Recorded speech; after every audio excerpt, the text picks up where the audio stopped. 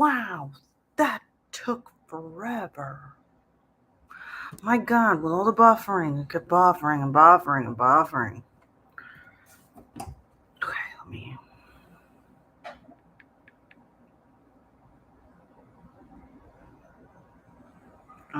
Let's do. I don't know which one. Chocolate frosting, lo-fi chill beats. Lo-fi for a rainy day. Here we go. 12 hours. I don't have to think about it. Oh, commercial. Hold on 1 second. Because happy hour ads do not count as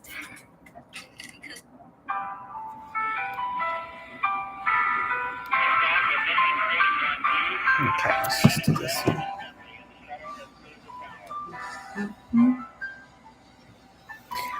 Buongiorno a tutti. Kyowa tomato sauce. I just spoke 2 languages, 3 languages: English, Italian, Japanese. Do you like them? Okay. I'm gonna wait like maybe a minute more, and then I'm gonna start cooking because even if there's no one that's cooking with me live, I don't want you guys to like wait. Although I could post in the comments like when it actually starts, like a timestamp. Yeah, maybe I'm gonna do that. Okay, I'm just gonna wait a few minutes because I also let me put on Instagram that I'm live. Everything went well. Oh, that's the buzzer. Live now. Let's do the link. The linky. YouTube.com/Margie. Oh yeah, here we go. Boom. Okay, back into the music. I know Adam's probably not coming through until later because of the time difference. Oh no, my tomato. This is not for the cooking stream, but I just noticed my tomato's not so great right now. I had a little debacle with the garlic. The garlic I have is dried out, and then I went to the grocery store, like the closest one, and I was like, nah. They had like only bundles. Nah, I'm not gonna buy 5 bulbs of garlic. No, thank you. So I turn around. So this is gonna be an experimental stream for me.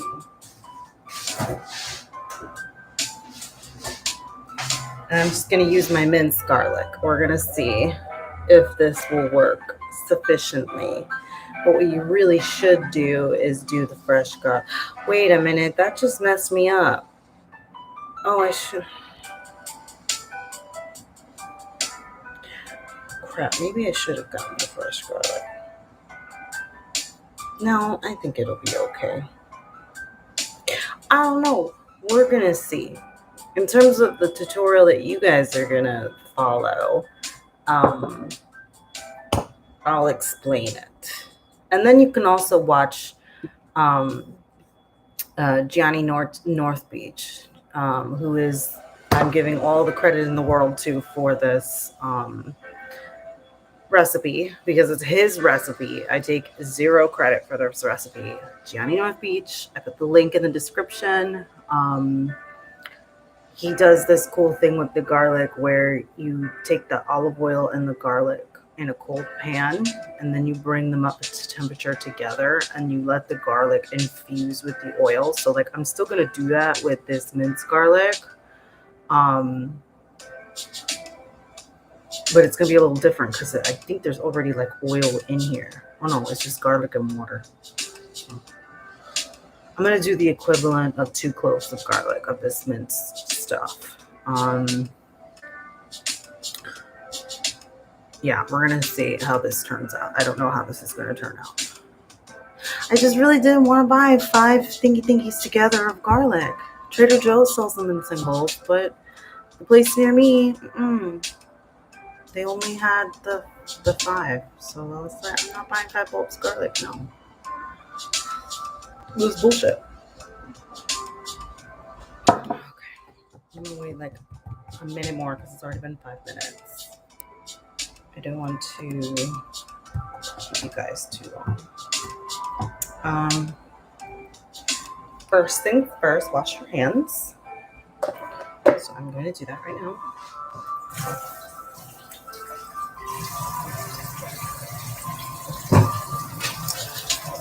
On this one, I'm not making pasta, but this is when you would start to get your pot of water boiled for your pasta.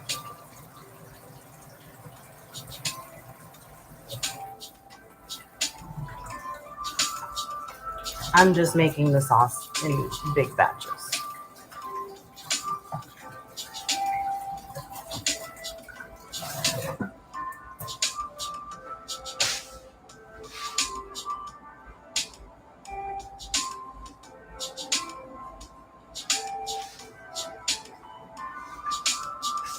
All right, I've got my 2 cans of tomato. What's up, James? Yeah, we're making San Marzano tomato sauce. Recipe is the ingredients are on my Instagram. I made it a stories, a highlight story, so that people who see this in the future can still go to my Instagram, Marta at Marta G Official, and they can have a little screenshot of the list of ingredients for this recipe. The version I'm doing is a little altered because of this garlic, but we're gonna work with it. Okay, let me think. Okay, so what I'm using is a pot because I don't have a pan big enough, so I like to use a pot. So I'm this down, and then let me grab my olive oil.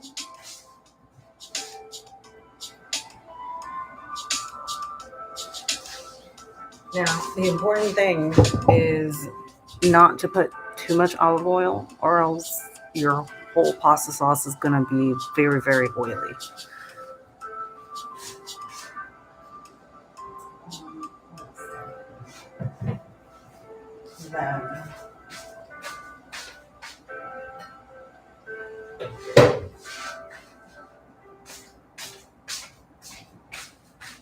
So I'm using fresh basil, and I'm using it from my basil plant that I have been growing. But you can go to the grocery store and get like a little bundle of basil. But I'm going to be using my fresh basil that I grow in-house. So I'm going to, you know what, maybe we should, because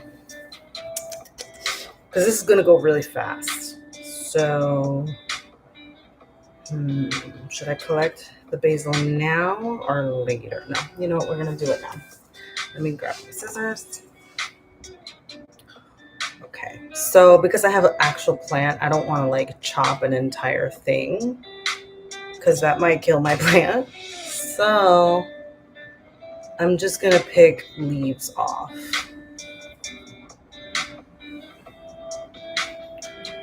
And I'm going to put them in a little bowl. Now, I like mine, so like in Johnny North Beach's video, where the recipe comes from, he takes the basil out. He like puts the whole sprig in when the tomato sauce is cooking, and then he takes it out and throws it away. I like to keep the basil in, so I don't mind having whole leaves. It's all your preference. Same thing with the garlic. When we get to the garlic stage, I think he gets rid of the garlic. I don't get rid of the garlic. I don't even care if it's like chunky pieces of garlic in there. I don't mind. So again, that's all your preference. But for me, I like to keep the basil and the garlic in the sauce because I don't mind getting a little like chunk of garlic or chunk of basil in my sauces, like when I go to eat my pasta. So yeah.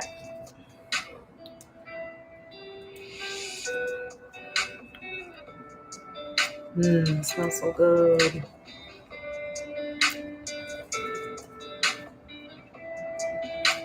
I'm gonna take as many leaves. I had much larger leaves like a couple weeks ago, and then they died. So They not here. I'm just gonna harvest a bunch.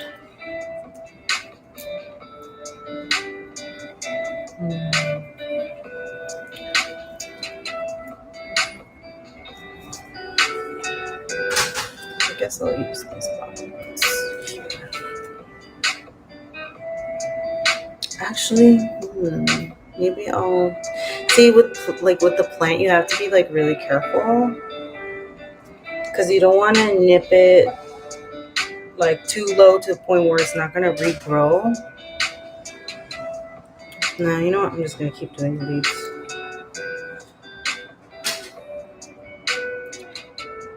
There's probably some gardener on YouTube who, if they ever stumble across this, is gonna be like, "No, what are you doing? What are you doing?" Whoop. Actually, you know what? Maybe I will snip this.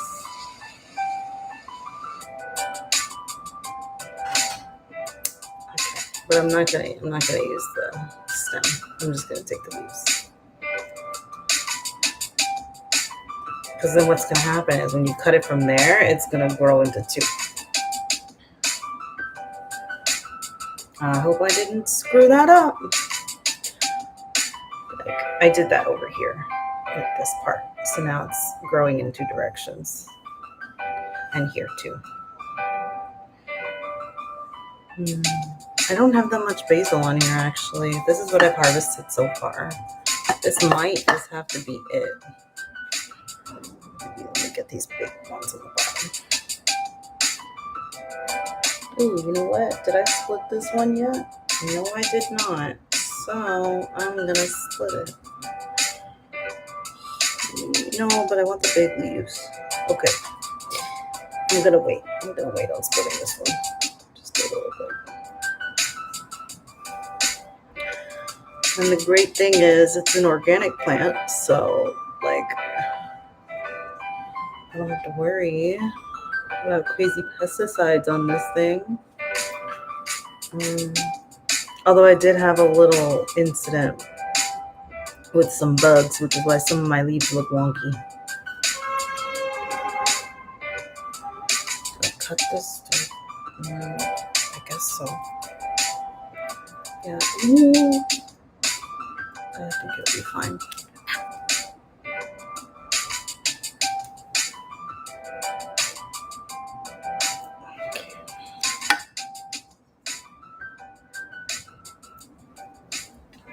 Okay, now my plant is a little more naked than it was.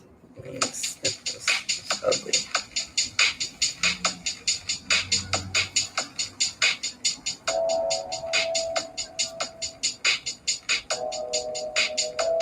Where is this leaf coming from? Oh. Yeah. Okay, I think that's enough. Because I want to leave it with some leaves so it can get nutrients from the sun. So I'm going to put this back.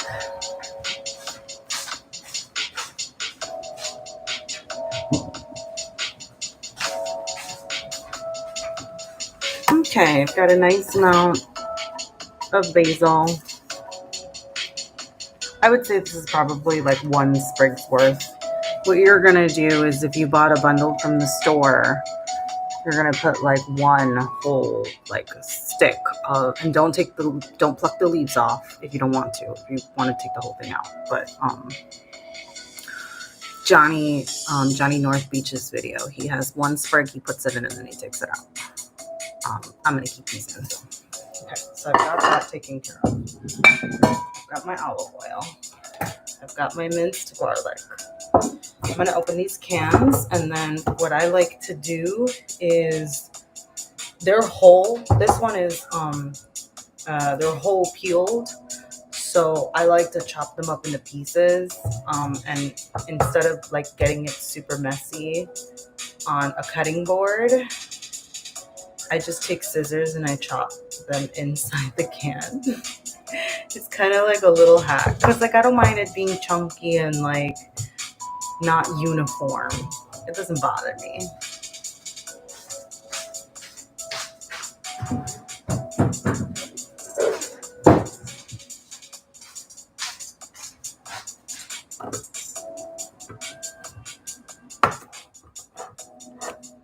Okay, opening up my can.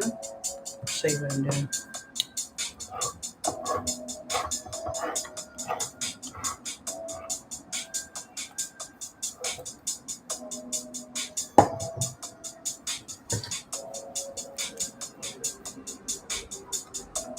It smells so good. So freaking good.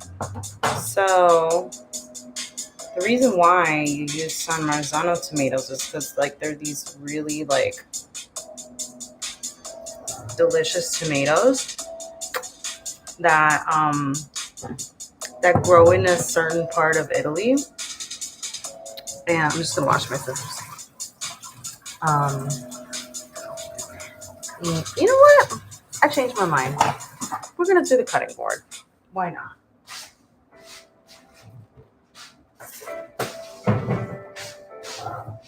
We're gonna do the cutting board. Why the heck not? Let's go. If we're gonna do a cooking stream, we might as well like actually do some like chopping and cooking. So forget about it. Let's do it. Okay. Got my knife. So I'm going to dig out the whole tomatoes in this because this is peeled tomatoes with also Marzano puree. This brand Cento is a little controversial, apparently, because it doesn't have the DOP symbol on it that I told you guys on Instagram to look out for. Oh shit! I am so glad I wore an apron.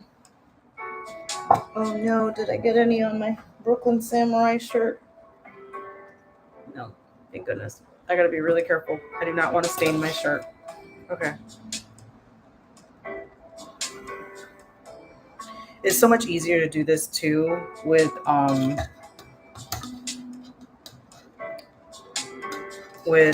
canned tomato, because if you actually bought San Marzano tomatoes, you would have to blanch them and peel the skin off, and it's like a whole process.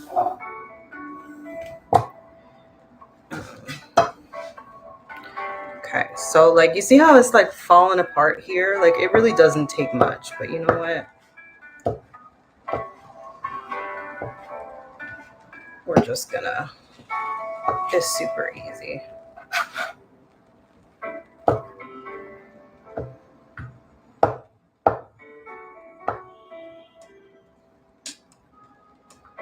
It's like nothing. I don't even need this giant knife for it.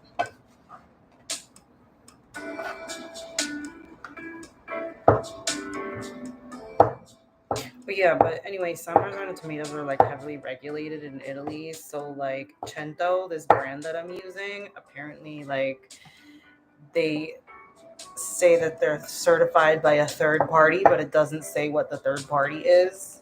And the third party is clearly not the the Italian Department of San Marzano regulators. So it's controversial. But you know what? This is what I had. I know I put it on Instagram that the Whole Foods has real San Marzano canned tomatoes from Italy with a DOP symbol on them. So you can use those. You just got to go out of your way to a Whole Foods. But it ain't that hard because that means you can get it on Amazon because it's owned by Amazon. Okay, so you see all this like sauciness? We want to keep this. We don't want this to go away. So what I'm going to do is transfer all of this into a bowl now because I've made a mess. And I don't want to lose any of that liquid.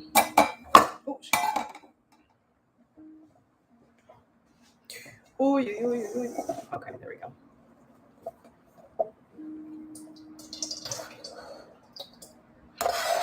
So Johnny North Beach, his video, he calls it liquid gold.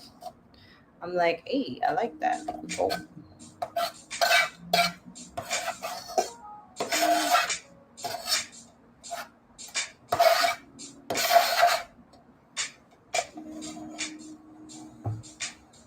Okay.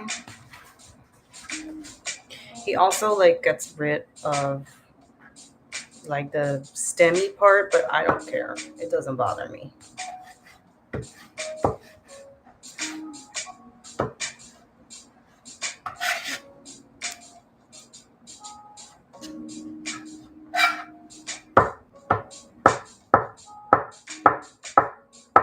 least I know how to cut. Unlike Kendall Jenner.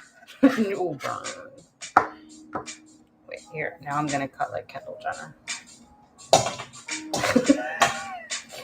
I can't even do it. Oh god, this is dangerous. Never mind. I don't want this to turn into a Marta has to go to the hospital stream because she cut her finger and nicked a tendon or a vein and she got to get stitches. We are not turning into that kind of stream. Okay, I'm just going to fish in the can. I'm fishing in the can. Okay, I peeled 2 more tomatoes in here. And a lot of it is sauce. Maybe that's also another, like, I'm curious now, like, do the real San Marzano cans, do they have this much sauce in it? Or is it all pure tomato? And that's why it's like a superior can. I don't know. That was a little chunky there.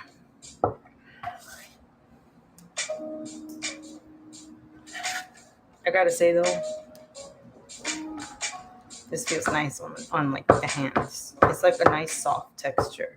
It's weird. It's like almost velvety.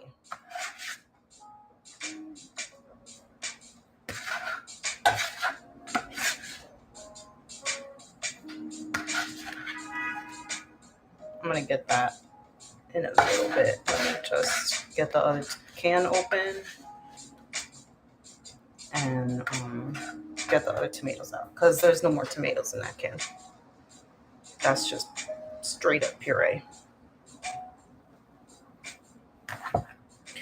Getting a little messy up in here. Forget about it.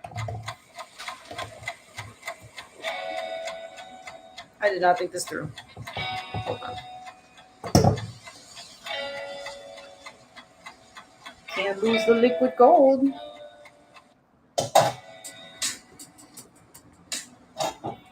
I hope you guys can hear me.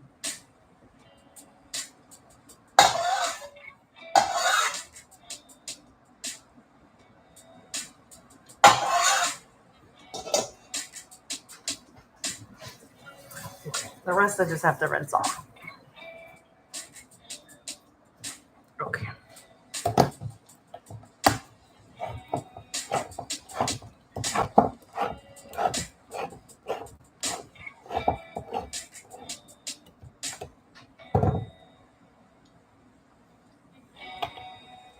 Ooh, thank goodness I have nails.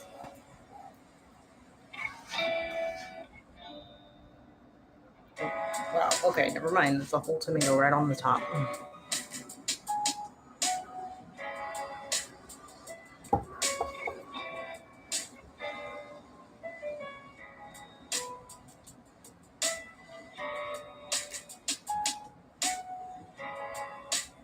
Wow, look at the size of this one. That's huge. Ooh, another good one. I feel like this one had more tomatoes in it. Oh yeah, this one had way more tomatoes. Are you kidding me? Wow.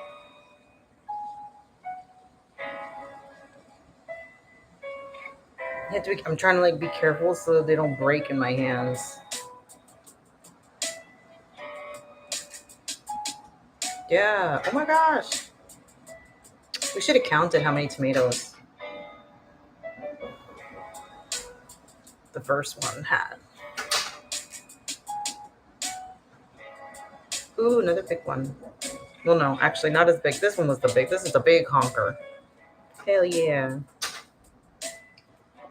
And then, oh, then there's like a tiny little baby one. Okay. Get the liquid gold off the fingers as much as possible and into the bowl. Ooh, thank goodness I was wearing a apron. That would have stained my shirt forever. Tomato stains are the worst. Fun fact, did you know that tomato polishes copper? It It makes copper pink again. I can show you guys a little demonstration later. I have a couple of pots that have copper on the bottom, and you can see the chemical reaction. Oh, she thick. This is a big chunker. Wow, this is like actually legit, like staying whole. All right, I'm gonna have to do a little extra with that one. With this the big boy tomato.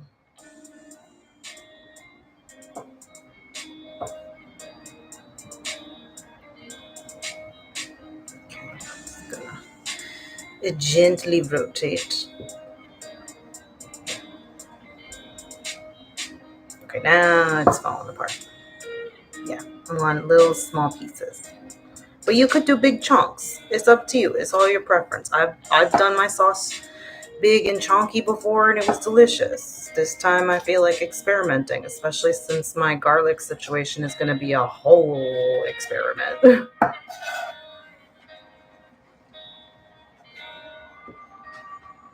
Excuse the siren. I'm in New York City, so there's always sirens. When is there not a siren? It was crazy, during COVID. There were sirens, like legit, there were sirens every 15 minutes. It was so insane. It was really depressing.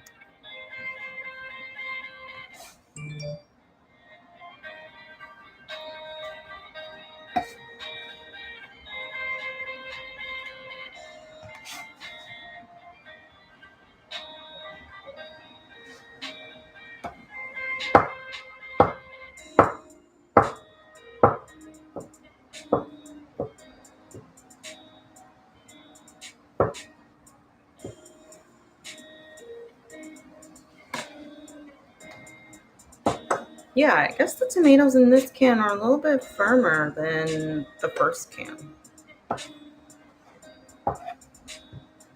That's okay. Try not to cut my fingers off. Oh, did you guys hear? Johnny Depp won his case against Amber Turd. I was definitely Team Johnny. I definitely don't think that he abused her. To the extent, if anything, that she. Ooh, what is this? Okay, there was like a nasty piece of stem in here. This I'm getting rid of. Nasty. Throw some trash.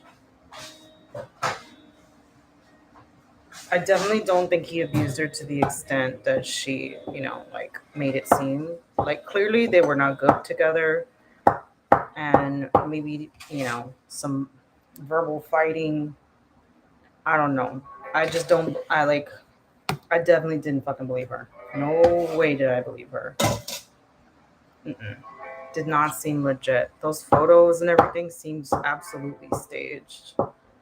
And the freaking bruise kit, like, are you kidding me?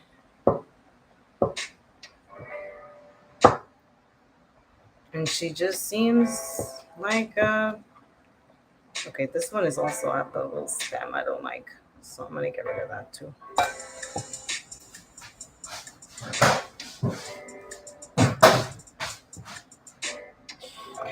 Yeah. I'm not saying that maybe there were instances of like some abuse, but I don't think to the extent that she made it seem. And quite frankly, hers was way worse that she did to him. I believe, based on the facts that I saw from the case. Um, it definitely seems like um, she was like a narcissist. Especially those voice recordings, like she really was dumb enough to record herself saying things. Oh, I'm sorry, I didn't punch you in the face correctly. Like what?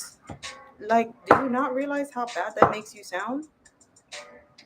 And here she is, like willingly sharing it in a courtroom with the public. I'm sorry, I didn't hit you the way I was supposed to. Like what? That's not normal, but she doesn't think it's abnormal. And that just says something about her. Anyway, enough of Johnny Depp and Amber Heard. Trigger warning. Let's talk about something else. What can I talk about? I'm starting school next week. I'm starting my summer classes. I'm really excited. I'm going to be taking art classes this summer. I'm taking a intro to ceramics class and a intro to graphic design concepts class. So I am definitely excited about that. You needed to have an art history class as a prerequisite for the class about the graphic design. But I took that art history class like I don't know how many years ago now. I can't do math. And I don't remember a single thing about it. Maybe if I get some refresher, something will pop up again in my memory, but I don't remember diddly squat. So hopefully it's not art history intensive and it's more like interesting modern concept history stuff that we can study. I know like the big thing, the reason why I wanted to take it was because there was a heavy focus on logos. And for my small business, I want to have knowledge of advertising and logos and stuff like that to see if there's any way I can improve my existing logo for Aki. So, it's raining. So I thought this would be a great class to take, and also it gives me the credits that I need to graduate. So this one is a heavy stem too. What the hell? Yeasty. Okay. Almost done. One more tomato left after this.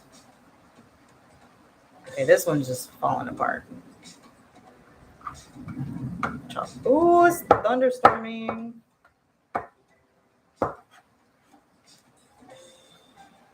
I am glad I went out when I did. I would have been caught in this rain, you guys. And I would have been double mad because it would have been for nothing because I didn't come back with garlic.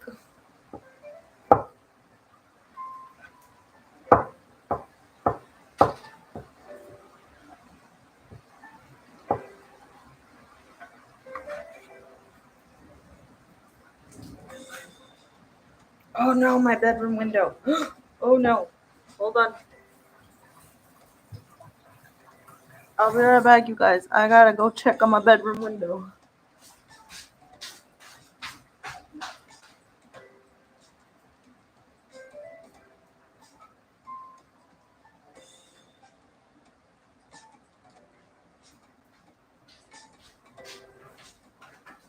Okay. It's fine. It's just because the wind's blowing in a different direction. But I closed it a little bit anyway because I want that fresh air, you know. I did see some lightning, not lightning bolt, but general lightning.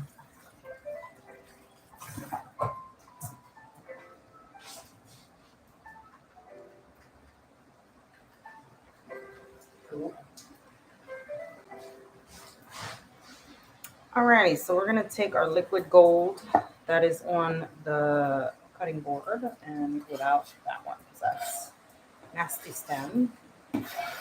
We're going to harvest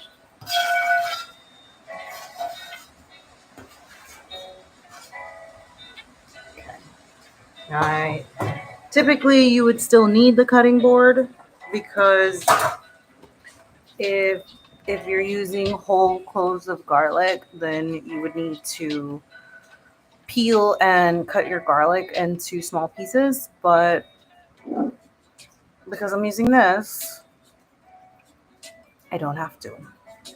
But this would be the part where you should do that. So while I pour the rest of the liquid into the bowl, why don't you cut up your garlic and peel the garlic, 2 cloves, because we're making 3.5 pounds. 2 cans is 3.5 pounds. If you have more than that, maybe add another clove. But Gianni on YouTube, again, recipe is in the description.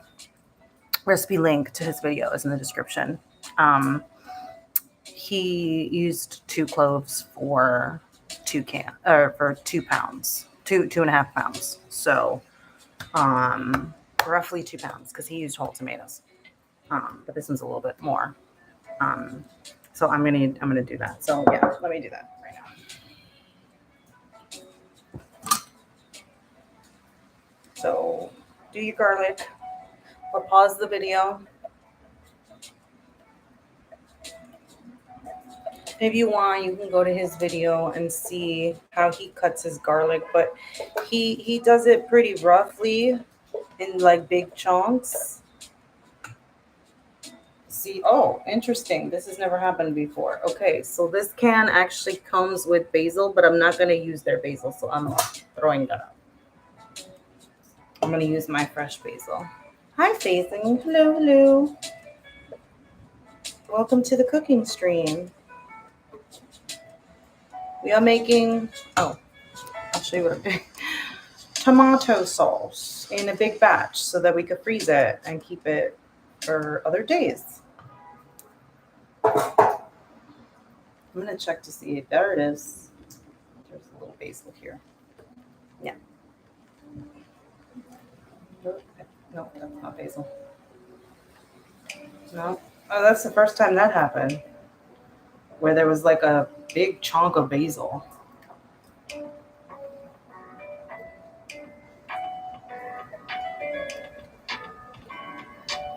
I think some of the cans don't come with basil. You're already hungry.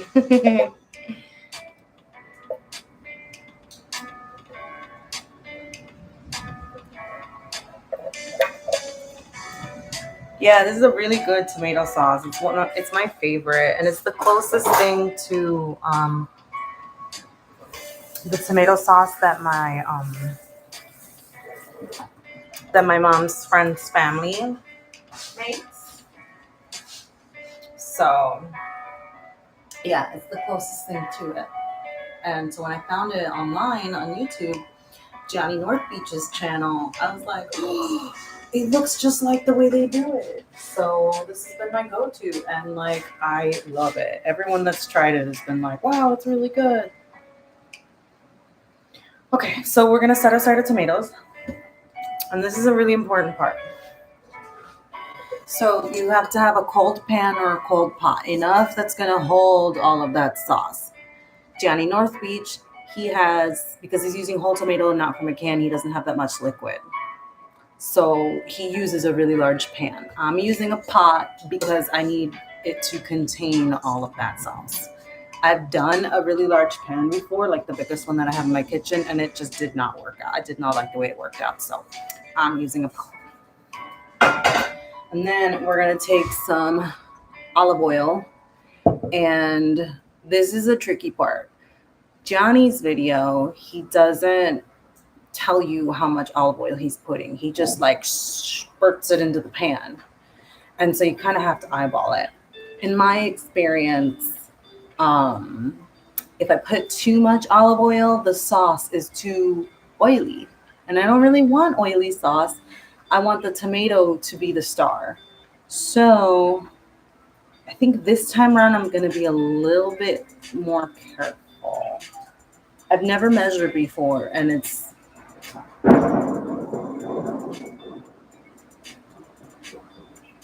Did you guys hear that? That was lightning. Thunder, I mean.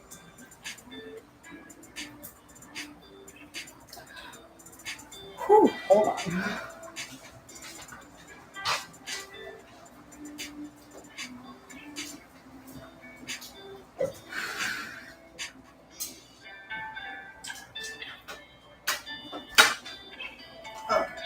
I just had to close my window a little bit more because it was really wide open. Yeah, so I don't know. I'm thinking maybe like I'm gonna start with 2 tablespoons, see how that looks? We'll see. I'm gonna measure. So I'm gonna take my olive oil, and you don't want to put the fire on yet. Just cold pot, cold pan.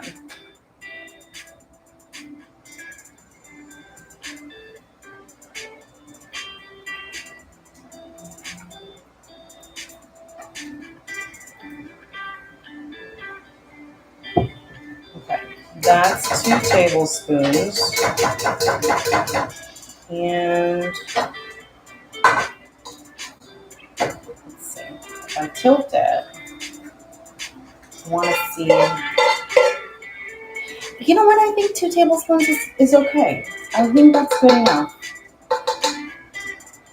I'm satisfied with that. You're cold in the southern hemisphere. No, we had like 95 degrees. I don't know what that is Celsius.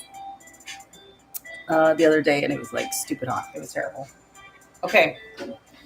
Now here's the part where you're gonna add your fresh garlic that you've peeled and that you've chonked.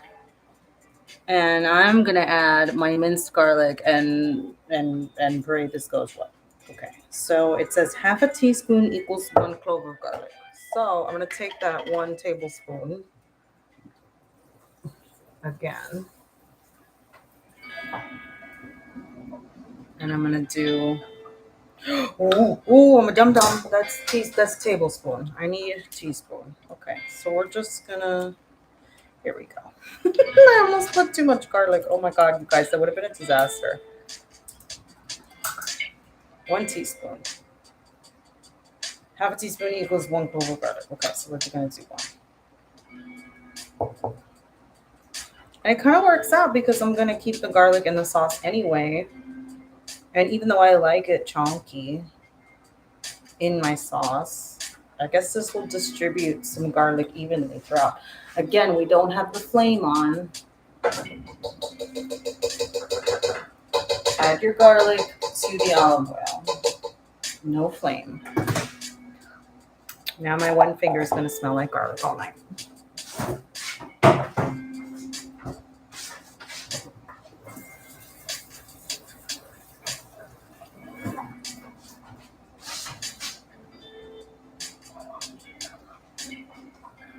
Okay, now we're going to put the flame on. So for the flame, if I remember correctly, it's going to be like a low flame. You don't want to burn the garlic. It's super important that you do not burn the garlic. It will ruin your oil because what we're doing is extracting the flavors of the garlic. Oh, you saw that, right? We're extracting the garlic flavors into the oil. We're fusing them to make an garlicky oil. So I'm gonna do low and watch it. Do not leave your kitchen. I don't care what you're doing. Don't leave your kitchen. You need to babysit this thing until you feel like it's been infused. Like it could get a little brown, but do not let it burn. I've made that mistake before, and then I had to throw it away, and then I had to start my garlic oil all over again.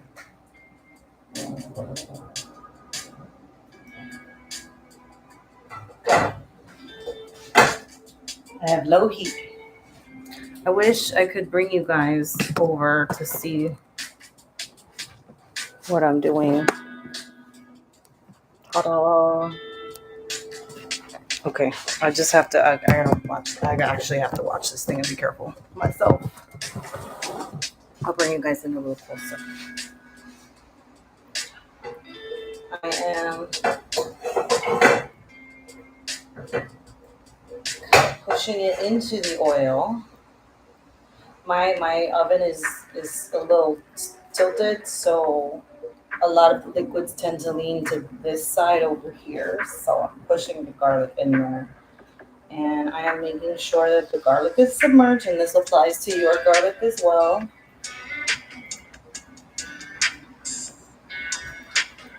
And I'm just going to watch this heat.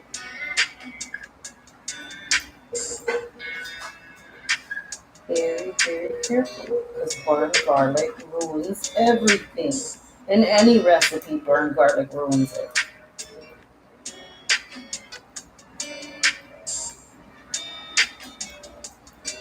So I'm just watching and kind of switching it around. What you can do if your oven is leveled, unlike mine, tilt your pan so that it pools onto one side and submerge your garlic in the oil in that part of the pan or pot. Oh, I hope this works. But I don't have to do that because my oven is tilted.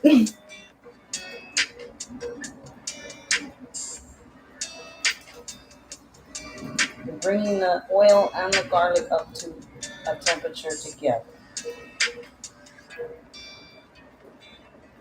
The reason why you do that is to infuse the flavors. If you were to heat the oil first and then put the garlic in, you would just be frying garlic and it wouldn't do anything. It wouldn't infuse the flavor into the oil. Okay, so I'm starting to hear like a tiny little fried crackling noise. So I'm like being extra careful and monitoring, making sure nothing's burning. I don't mind if it okay, moving it around so it's not sitting, it doesn't have a chance to burn. I'm gonna pause this for a second. Can you guys hear that?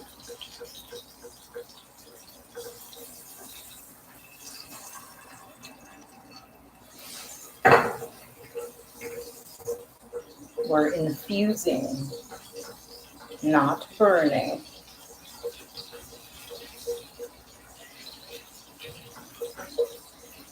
Akasan is supposed to be sending me a camera, a computer camera. So if I had it, I would be holding the camera over the pot right now with one hand. But unfortunately, I am not going to take my laptop and put it over this hot pan with hot oil in it because that's just really dumb. So I'm sorry you can't see. Hold on, maybe real quick, okay? Real quick. Ooh, moving around. Can you guys see it? Oh no, you guys can't see it. Ooh. Okay. There it is. You see it? Being very careful. Careful. Okay. Okay, I think that's the borderline. If I do it any longer, I think it's gonna burn. I'm a little scared. Let's go. Now we add the tomatoes, which is why it was good to prepare them ahead of time.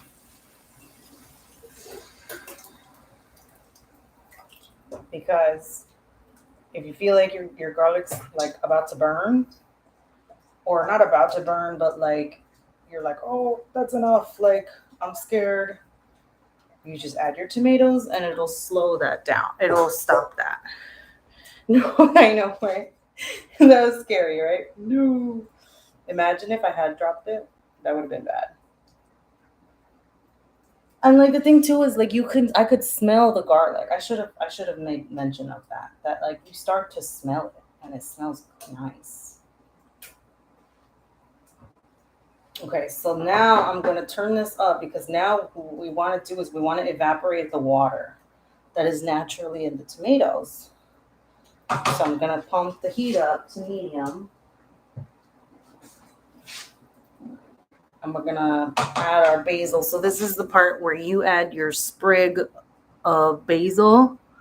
I'm adding my fresh leaves that I harvested from my little plant over there, my little basil plant. Actually, kind of big basil plant, but so I'm gonna leave the basil in here for the entirety of the sauce making process. If you do not want to leave it for the entirety of the sauce making process, you will take it out once we're done cooking the sauce. So keep it on the stems. If you don't, maybe pluck them off and that way you don't have like a big chunk in your sauce. So I'm going to stir the basil in.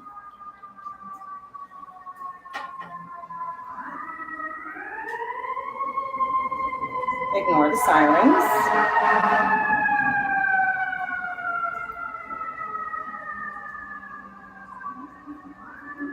Okay, it wasn't a lot of basil.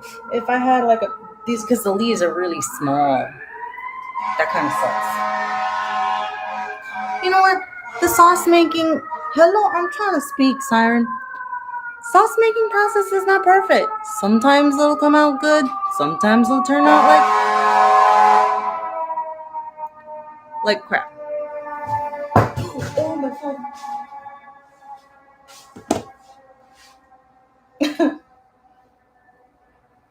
So now, at some point, we're gonna use the sugar that was on the recipe list, and we're gonna add sugar. You do want to add a little salt too. That's what Johnny does. Johnny, he adds salt to it, his sauce, and he adds a little sugar. I add a little bit of sugar, because I like to cut the sugar cuts the acidity of the tomato sauce. So I like mine a little bit sweeter. So I'm gonna put some salt. This is Mediterranean sea salt. I don't know. Just put salt. Actually, I probably should have used kosher salt. I'm a nincompoop. Oops, I have that too. Oh, don't use sea salt. Don't use sea salt. Use kosher salt. Oh, what did I do? Oh no. Oh no. Oh yeah, so I've been really busy with school. So we have on his Patreon, we have been doing some reactions. We did some of the one with the little Prince Boji.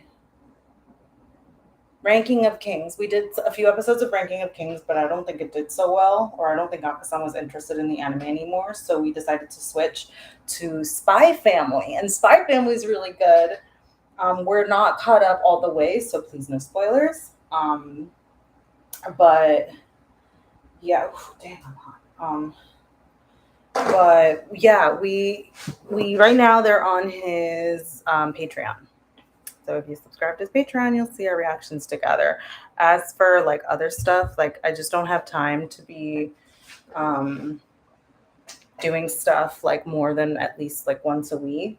So since I had finals recently, like I really wasn't able to film very much after Attack on Titan finished. So yeah, it's just, I don't want to like he's doing his thing, and that's great. I know I don't bring that many views, so it's cool. And not that he is bothered by that at all. That I'm not criticizing him at all. I'm just saying, like, he brings the views, so like it's better for him to do certain shows like on his own or with DC-san, like the Obi-Wan reactions. So especially since it's a lot easier because they're both in Japan and I'm in New York City, and it's hard to do the time zone difference thing. So, oh jeez, okay, I gotta be careful.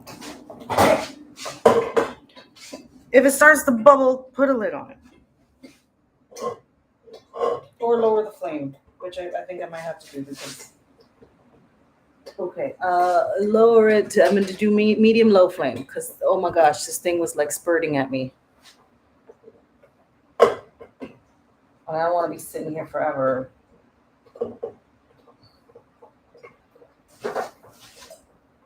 It's gonna get everywhere. Oh my god, I got on my laptop. And I can't just stand here and stir. So, because you want the liquid to evaporate, so you don't want to cover it.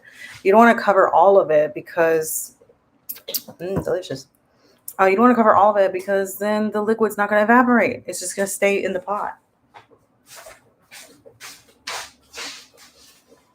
I wish I had one of those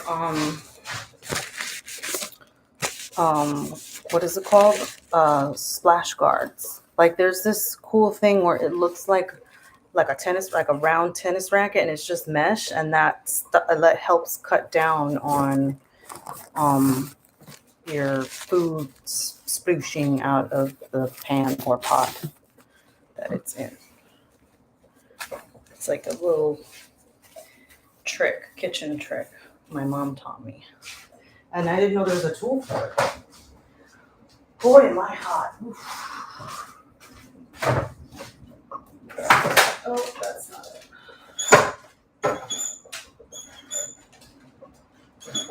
It is hot in her. It's hot. Yes, I've seen Everywhere. I need to check it out. Okay. I haven't caught up with Obi-Wan. I haven't watched it at all. I didn't watch Book of Boba. I really should watch Book of Boba. I'm sad to say I have not yet. Just want to make sure I haven't splashed on my white shirt. No. Okay. Don't cook with a white shirt. Don't be like me. Don't cook with a white shirt. Okay, see now this is better. It's simmering. You don't want it boiling, you want it simmering. I'm gonna show you. Because it's not splurting everywhere. You see? That's a simmer. That helps the water get out. Boba, have you been spoiled? If not, no. I am like the queen of not being spoiled. Freaking knock on wood. Because I avoid everything. I'll avoid social media. I avoid like posts. It depends. Like if like it's in like big bold lettering on like a news article headline, then like, oh, I might accidentally read it because I'm a really fast reader. But no, I haven't been spoiled for anything in Book of Boba because I've been just avoiding all Star Wars content stuff because I'm not caught up. So I am very lucky. You'll start to see like the olive oil surface to the top. That's okay. You'll know when you put a lot of olive oil when like it'll be a butt ton of oil on the top. Ooh, did you see that? Which has happened to me before, like I've said. In which case I sometimes will take a spoon and spoon out the oil. But so far this what did I put? 2 tablespoons of oil is working out really great. I am very happy with it. It's like not too much, not too little. Ow! That hurt. See, now it's starting to spurt again.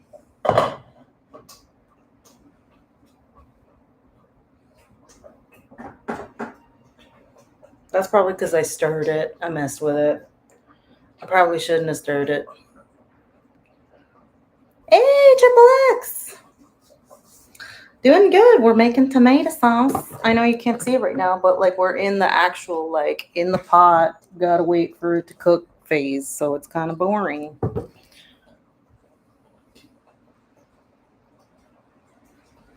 Now with Johnny's video, he had whole, like I said, he used whole San Marzano tomatoes, not from a can. So for him, he was able to really see well the water before and after it evaporated. This is like going to be impossible to tell because my can, which is I'll show it again, is the Cento variety, has puree in it, has San Marzano puree. So it's not going to be like totally liquid free, which is fine. The whole point is you just want to make a big batch of sauce that you can store away for later. Oh no, you're sick? Oh, is it the Rona? Did you get the Rona? My best friend's fiance got the Rona for the second time. All because he went out once this past weekend and ate somewhere and got the Rona, which is a really, really common to catch the Rona at restaurants because people put their guard down and then while they're eating, and then like restaurants are very crowded and there's people walking around everywhere, and if no one's wearing masks, I mean, you can't wear a mask and eat. So it's a really common place for people to catch COVID is at restaurants and bars. And that's why because I work in a restaurant, that's why I always wear my KN95 mask and I don't take it off for nothing. The only thing I'll do is because I have to stay hydrated at work or else I'll pass out, is I have a large water bottle and it comes with a little sippy straw thing. So I'll lift the mask, but I won't lift it above my nose. I'll keep it right on like my mustache line, and I'll drink like this, but I won't like breathe and drink at the same time. So like with the mask covered, I'll take a nice like I'll breathe, and then I'll exhale, and then I'll I'll pick up the mask to like a Spider-Man almost, like, and then like practically breathe in the water, and then recover my mask, my face. And that's how I do it. And I have not caught the Rona, knock on fucking wood. I'm gonna get tested soon because now I'm doing weekly tests. I'm gonna do weekly tests just so I know my status, because it's important, because I don't want to be one of those people that spreads it. But yeah, just like you, Fasang. How should I pronounce your username? I'm gonna call you Sang for now. Yeah, I have not, knock on freaking wood, I have not gotten Rona at all. The entire pandemic. So that reminds me, I'm gonna take some vitamin D because I didn't take it today.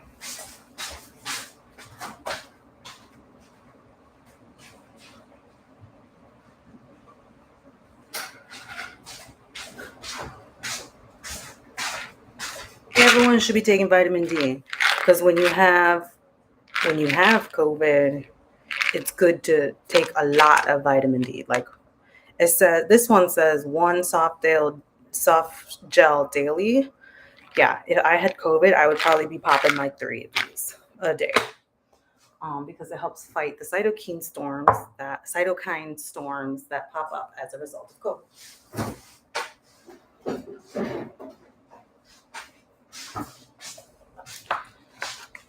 Okay, so our sauce is simmering. I'm not messing with it. It is still doing good. I have it partially covered, but I'm definitely seeing the vapors come up. I'm just monitoring it, and then we're gonna do the sugar thing in just a moment. Let me just take this vitamin D. Yeah, you think so? Oh no. Well, I had someone stay with me, and then the day after they tested positive. Do you have any rapid tests at home? Y'all, if you don't know, Biden issued another 8 boxes of tests for free. So go get your tests. Go sign up for your tests and get it mailed to you for free.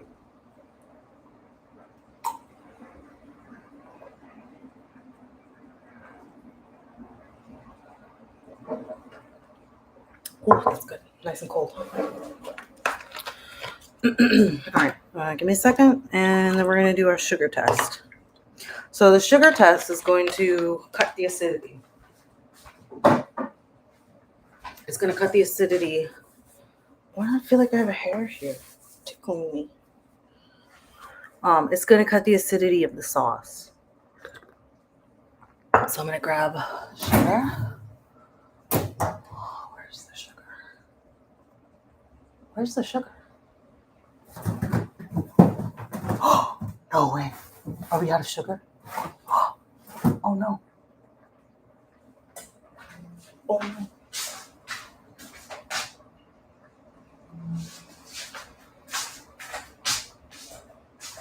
Oh, my God. How did I not check if we had sugar? What is wrong with me? Oh, my God. Okay, well, I'm about to use my roommate's last sugar. So he puts his sugar in a container. Like he'll pour some in here. I'm gonna have to use it because I can't be having no sugar in this sauce. Oh my God, we're out of sugar. Holy crap. Okay. So what I like to do, and like this is probably enough for all the sauce too. I'm trying not to spill it. I do it to taste. So I'm gonna grab a spoon. Preferably a big spoon because you don't want to, burn yourself, and you want to actually taste the sauce. So I'm just going to give it a little stir and then get some of the chunkiness. And we're going to establish a baseline of where of how much acidity is in the sauce. See, I got it like that. Ooh. That's why I put a plate under. Actually, I don't want to stain my shirt. Okay. I have my kitchen cabinet right here. Okay.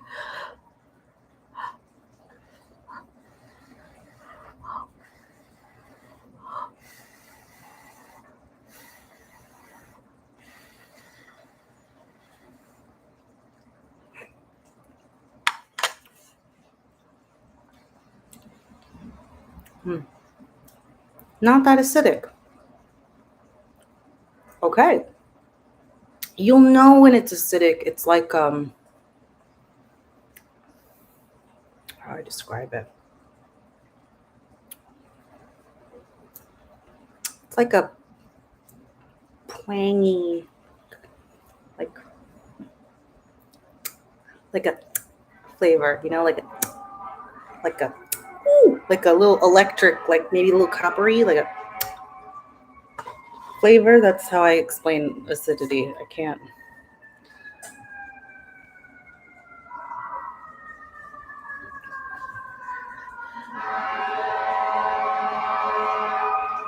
But it's good.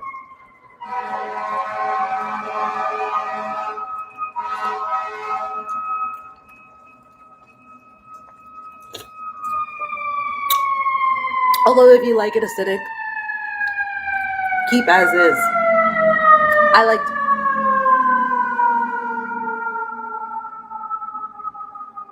Excuse me. I like to add sugar in mine anyway, so we're gonna do that. But I'm not. I don't know if I'm gonna add a lot to this actually, because it's not that acidic. All right. So I'm just gonna do a little, and then we're gonna stir, and then we're gonna taste. We're gonna keep tasting until we're satisfied. Not a fan of acidic foods. They have an unpleasant aftertaste. Yeah, I agree. Sometimes it depends. It depends on what it is. But here, let me show you.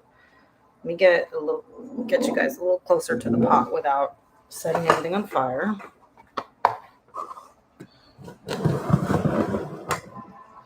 Okay, can you guys see that? Yeah, you guys can see that.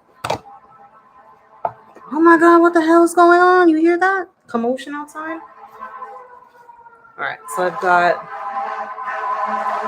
I'm just gonna wait till they're done.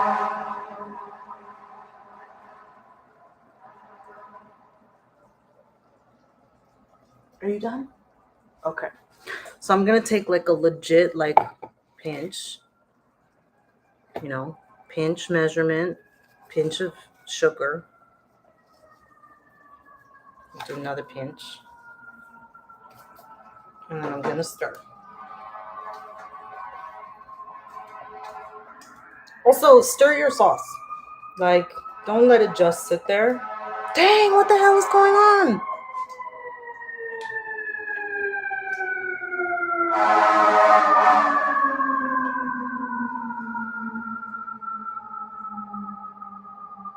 At least it's not my building.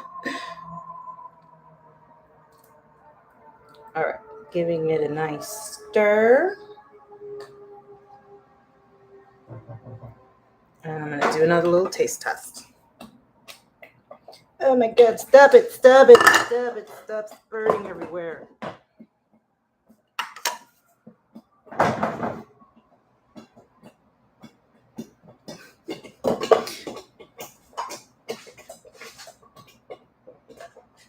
Ow. Okay. Second taste test with a little sugar. I know, right? I mean, that's what it is living in the city. You hear them all the time, and there's not just one, there's multiple. They come from all over.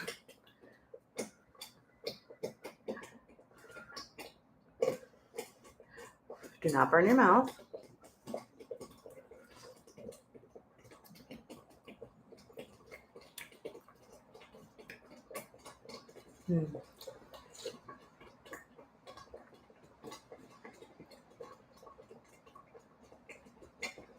I'll add 2 more pinches.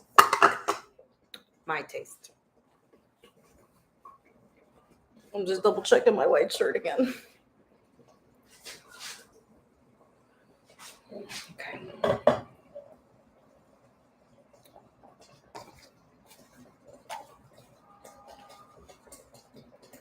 One pinch.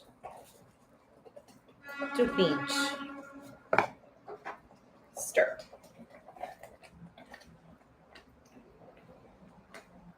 And you know what's really nice too is you can really taste the basil. At least I taste the basil.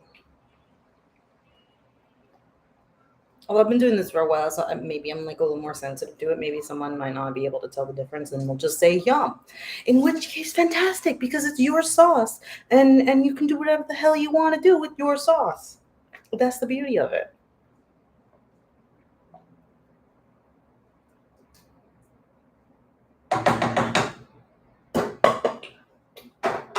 Okay. Taste test number 3. I usually think people exaggerate when they say NYC is loud. Oh, no. It's no exaggeration. New York City's loud. The people are loud. The streets are loud. The trains are loud. Everything's loud.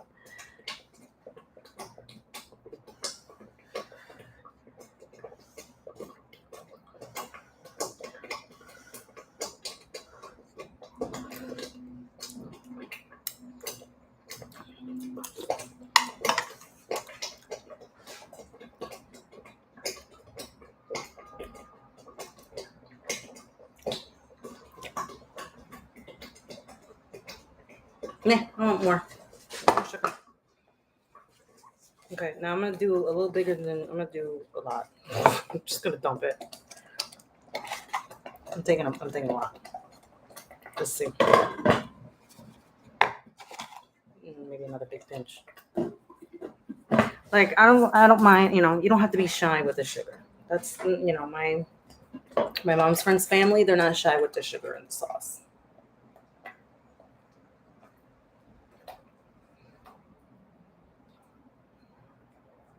Pinches were too small.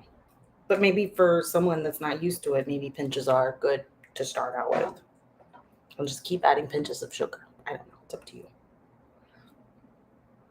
I mean, remember I said in the beginning, I was like, that's probably enough for the whole sauce. What I had in the container.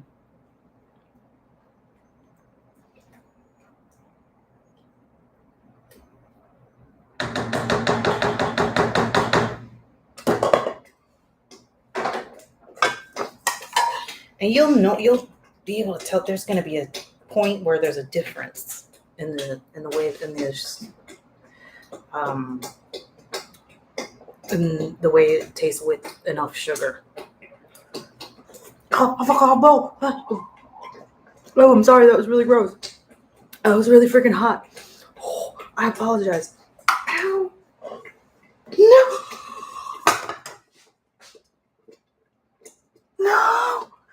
No, I got tomato sauce on my shirt. No, don't wear a white shirt. No. No.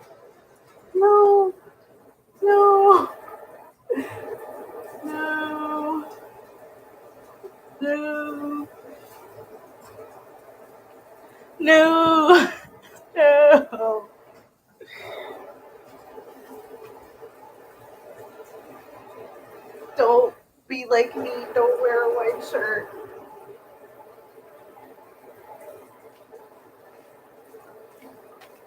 No.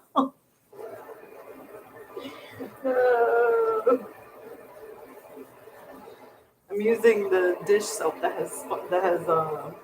the dish sponge that has dish soap on it to try and get this to not let the stuff sit. No.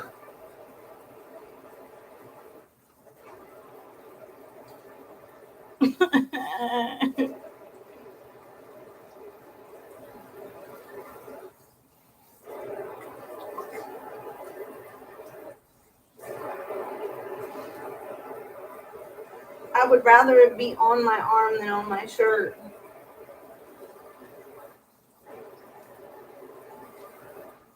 I'm really like soaking this. Oh, you guys can see.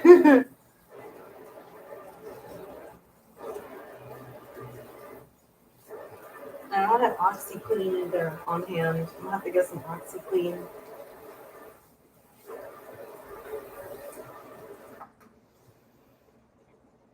I'll bring it back. I gotta go change my shirt. Oh, you ordered one? Oh my gosh, thank you. Oh, that's right. I didn't even think about the burn. I was so concerned with ruining my white shirt. Not as noticeable, but now it's like a pale yellow. I'm gonna have to do laundry. Okay, I'll be right back. I'm gonna get out of this shirt. Our tomato sauce is still boiling. I'm gonna lower it. Okay, now I've got it on a low flame. I'll be right back.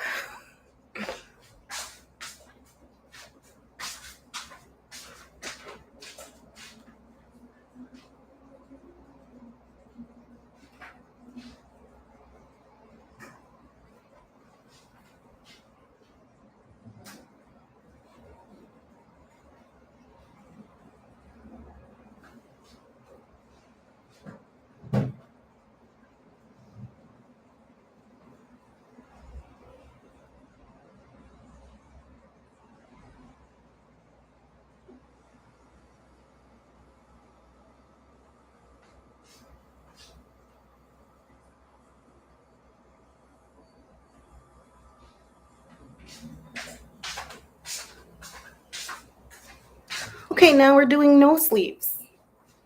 Look, you sauce. Trying to stain my clothing. Oh, you ordered a COVID test. Oh, yeah. Here, I'll post the link. Aki.redbubble.com. I think they might be having some Father's Day sales too. Yeah, and that's where you can get my Brooklyn Samurai shirt, which is the most popular one. Adam bought a Brooklyn Samurai shirt. And it looked nice on him. He sent me a photo. I was trying the sauce. Almost there. Almost there. Okay, just a little more.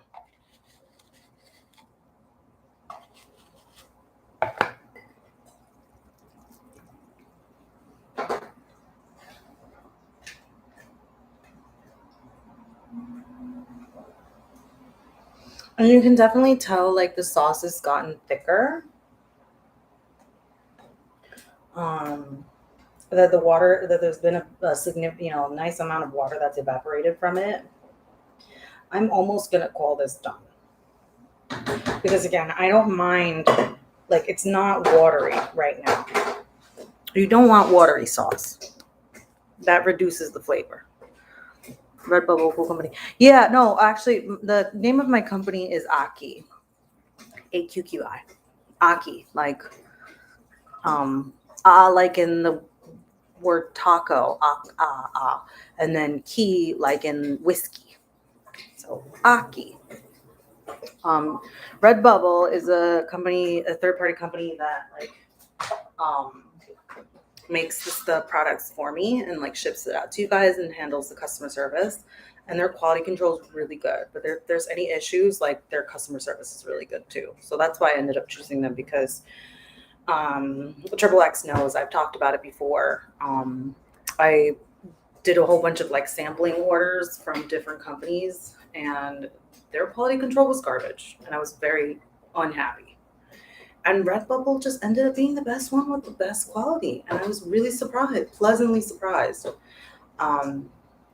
Until I am able to do it myself, I'm just gonna stick with Redbubble for now. And I'm thinking of like expanding and doing like posters, maybe a couple of clocks. I have 2 more designs that I'm working on finalizing right now. I'll show you guys down the road when they're a little bit more final, but I'm excited.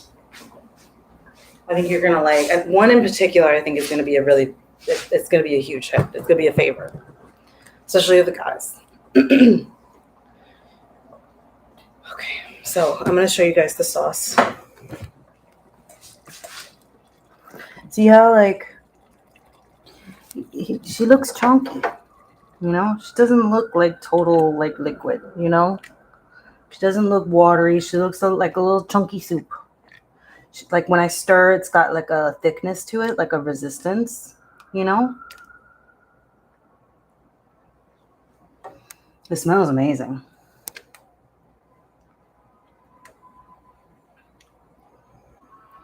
I think I'm satisfied with this.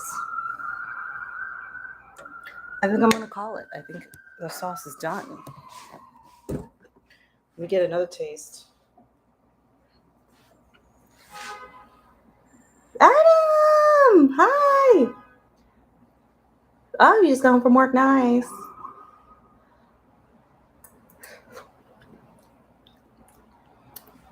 Yes. Hell yeah. I probably maybe should have cooked some pasta. I don't know. Probably should have, because I didn't eat dinner. I'm a dum dum. Do I have mac and cheese? Okay. I have emergency mac and cheese. I'll probably make mac and cheese. Wait a minute. Do I really have? Oh no, I'm gonna make a baked potato. I've been making these really yummy baked potatoes where I just like pop the potato in the microwave and then I put sour cream and cheese, and it's like freaking delicious. Brooklyn! We just finished making the sauce, so I'm just gonna kind of like let it chill. And I'm gonna get my Ziploc bags.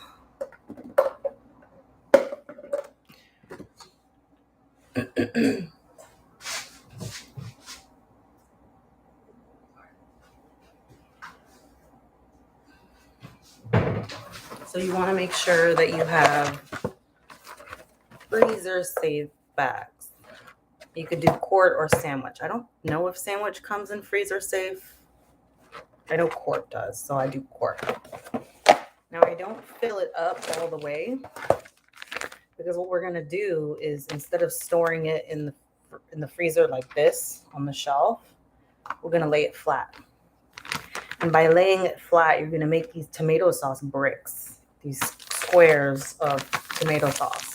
And whenever you want tomato sauce, you can either like take the bag out, you could take the chunk, the frozen chunk out and just dump it and use the whole thing, or you can break it up into pieces if you only want to like half of it. It's amazing. It's amazing. So yeah. I also like to take like a big mug, or like I have my Pyrex measuring cup, and I'll open the baggie and then I'll stuff it in, and then kind of invert, make like a little lip. It'll fit over some people's cups and mugs, but it doesn't fit over my Pyrex. But I'm like stretching it out so that like it's a nice wide opening. And then I'm gonna fill it, and then we'll Ziploc it and lay it in the freezer flat. But it's super, right? This wasn't that hard. It was pretty easy. It's just a little time consuming, but that's no big deal. Everyone come to my house for dinner. No, just kidding. Don't do that.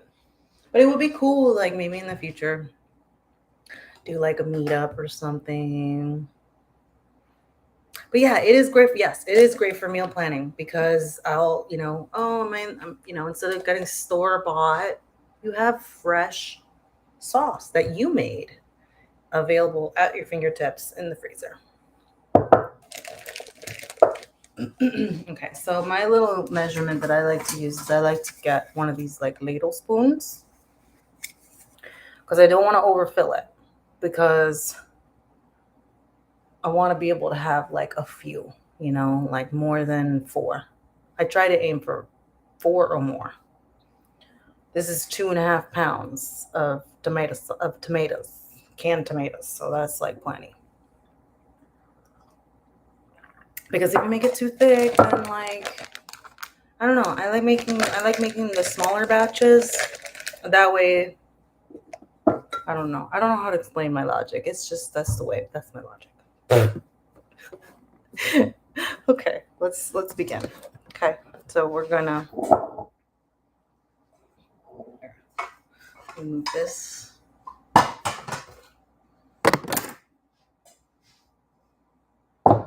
Now, I don't know if you're supposed to like cool off the sauce before you put it in the plastic. I don't know. And I don't really care because I'm about to throw this in the freezer anyway. So maybe you should wait, maybe you shouldn't. I don't know. That's up to you. And in this phase, I am leaving my basil in. If you are not leaving your basil in, take your basil out.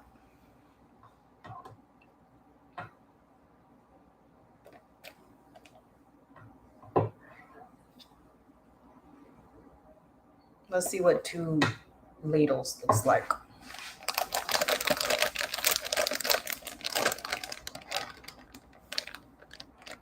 Now you don't want to keep the air in here.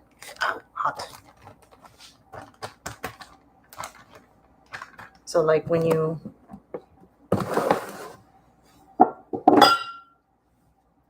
open a little bit to push the air out. Yeah, this is perfect. 2 ladles is perfect. Oh, it's hot. Because, like, if you think about it, like, how much sauce would you put in your bowl of pasta? I would put, like, 1. So, like, 2 is good for 2 servings of pasta for me. And I have, like, really humongous bowls. My bowls are, like, mad big. So, like, that's a lot. And I have a bunch of baggies. So, how many do I have? Oh, yeah, I have a bunch. So, yeah. So, I pat it flat. Ow, hot. Fucking hot. Holy shit, it's hot.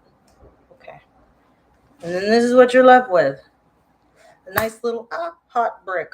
So I'm going to clear some space in my freezer, and then I'm going to find a place to lay it down flat.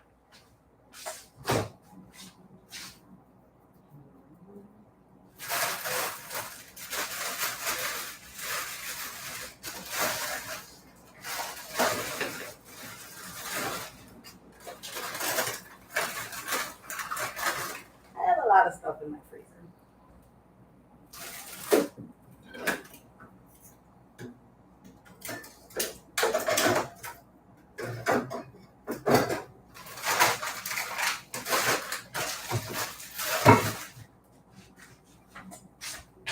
I'm going to put it on the wire rack in my freezer.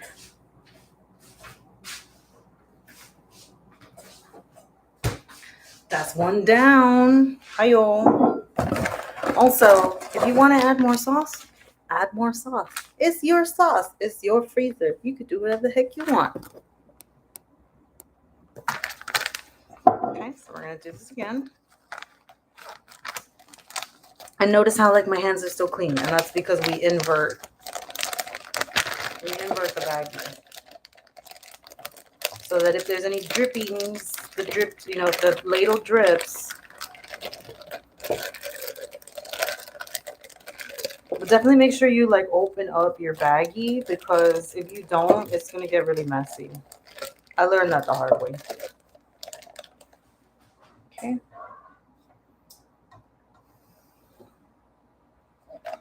One, 2. I'm gonna make this one a little bit more, like 2.5.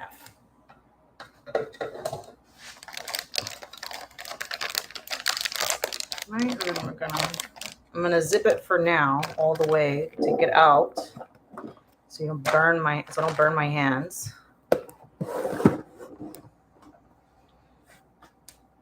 And then I'm gonna open it a little, just a tiny little bit in the corner, place for the air to escape.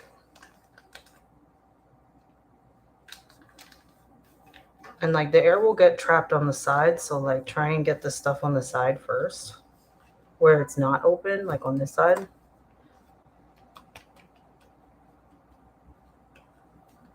Good enough. And you might see some air pockets like throughout, but that's okay. Yeah, you know what? I'm happy with 2.5 ladles. That's a good amount. I don't label my shit.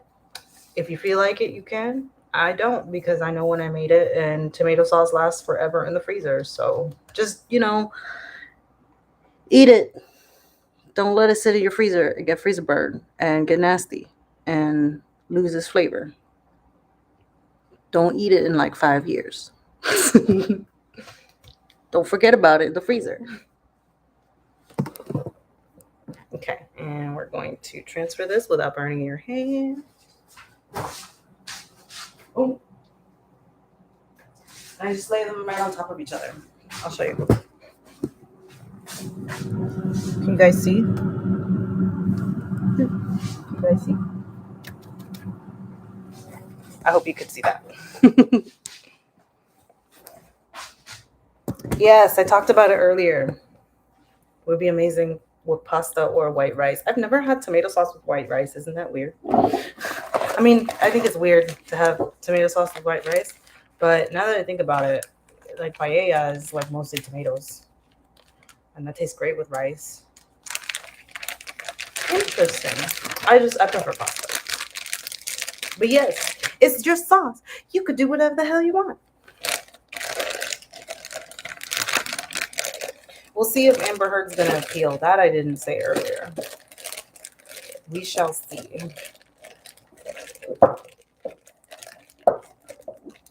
Okay, there we go. More sauce.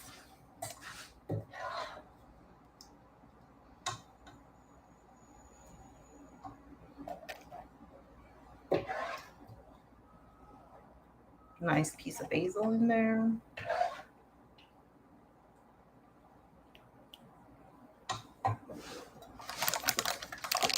And like the other thing too is like, you know, if you have like at the end of it, if you only have a little bit, don't waste it.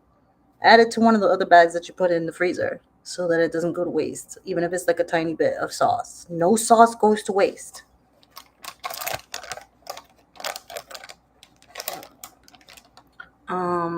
Not at all. White rice is a staple in the global south, at least for me. Yes.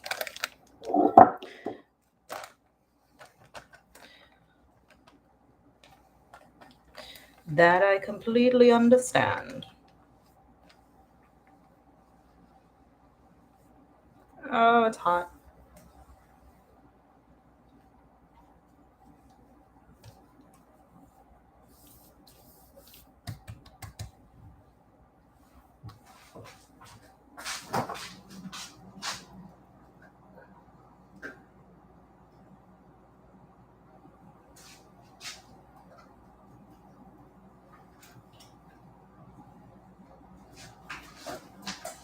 And also, like, the great thing is that it doesn't take up a lot of space in your freezer because you lay it flat, you know? Because once it's frozen, you can position it this way in like the wall of your freezer or something to the side, and like you're golden.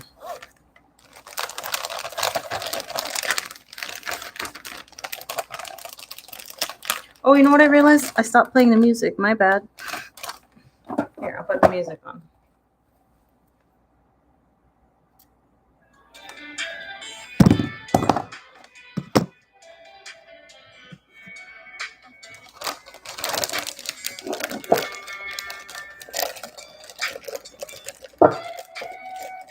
No. You know, interesting story about Stranger Things. I saw the first season. I saw the first episode as a homework assignment, and then the remainder of the season I watched that same night for the homework assignment, and I stayed up till 5 a.m. watching the entire first season, and it was so good. And then I just got burned out, and I have not picked it up since because I was like, I couldn't start the second season because I had just binge watched the entire first season in one sitting. So I have yet to go back to Stranger Things. I'm sorry.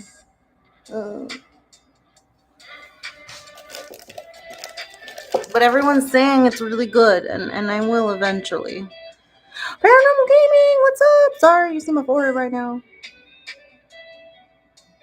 It is not too much of a hassle to play it. DMC it was. Oh.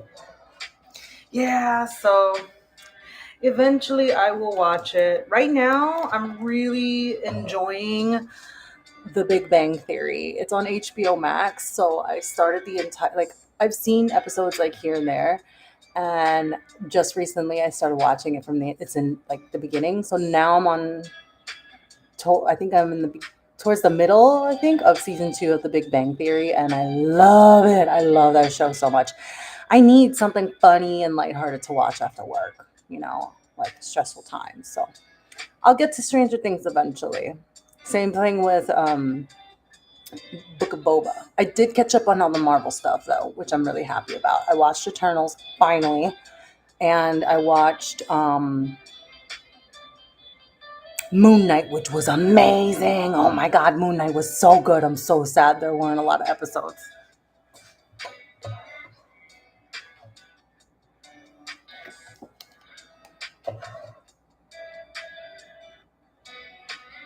No! No! No sauce goes to waste. Delicious.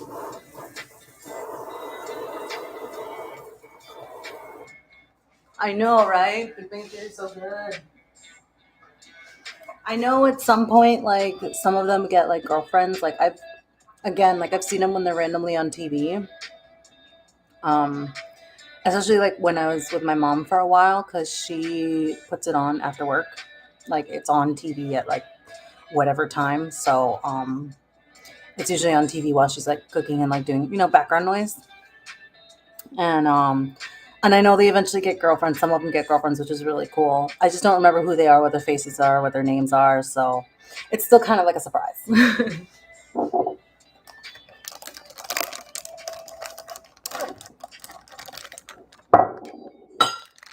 See, and it's like not a lot of sauce, It's just like the perfect amount for like a single serving, or not a single serving, for like maybe 2 servings. And if you want more, you have more in the freezer.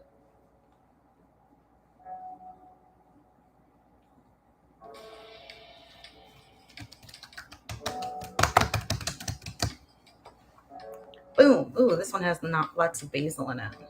Do you see it?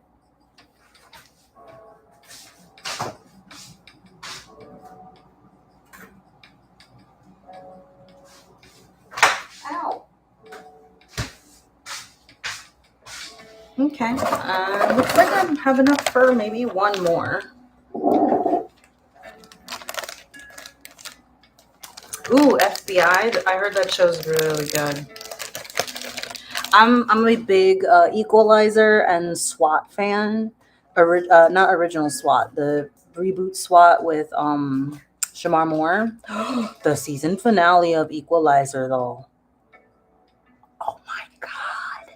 I'm not gonna spoil it, but oh my god, so good.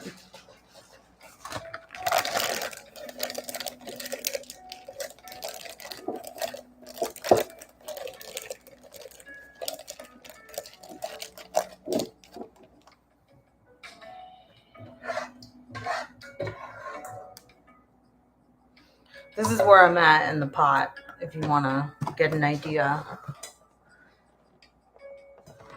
I like to use a rubber spatula to like scrape as much of that sauce out, so nothing goes to waste.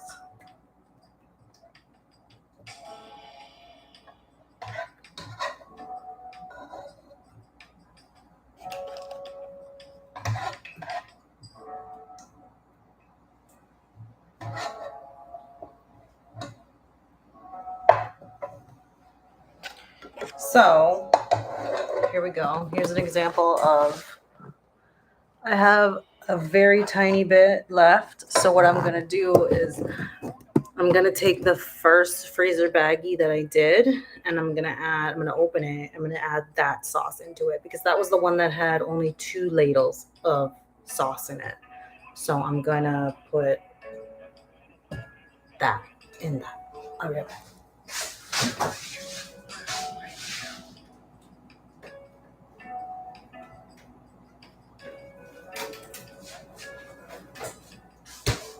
Here is my first one. And then I'm going to do the same thing. So let me I'll show you. Justified, I heard, is really good too.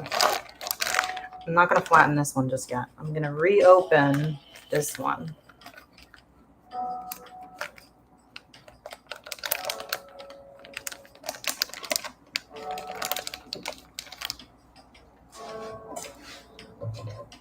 And then we're going to ladle this little bit of sauce left. Because why? Because no sauce goes to waste. Yes, say it with me. No sauce goes to waste.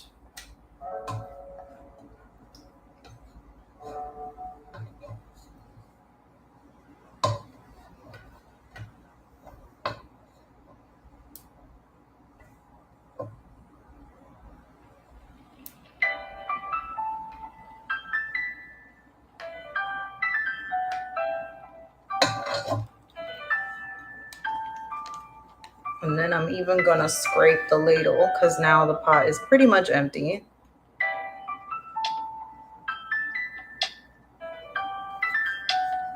Get the back side too. Because why? Because no sauce goes to waste.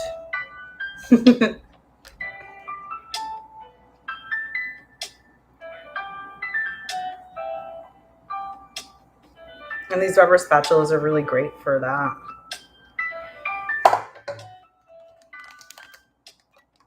Just take the inside. So we're gonna re-squish this one and squish the other one.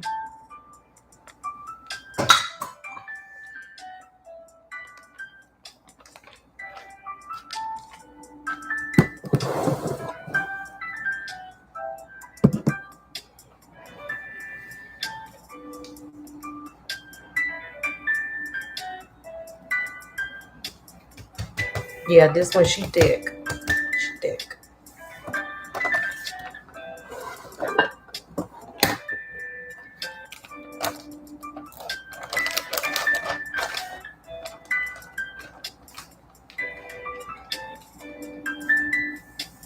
Smells so good.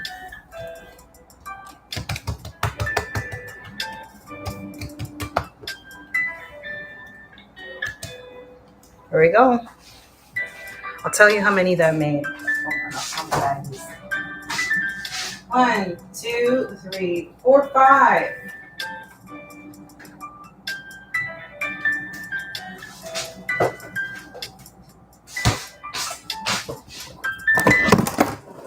Oops. So when you think about it, that's 5 dinners. 5 evenings of dinners. Like, because you could share that.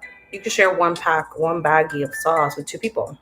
If you count 1 ladle per person for a bowl of pasta. Pretty cool. And what do we do with the very tiny little bit that's left? No sauce goes to waste. We eat it. Yum, yum, yum, yum, yum. And now the fun part. Cleaning everything up. Let me show you what I got working here. I have that. I have the nasty stove now covered in tomato sauce splurts. And I have a mountain of dishes. All of the cans, all I have to do is just rinse them out to recycle them. But yay, the fun part, cleaning up.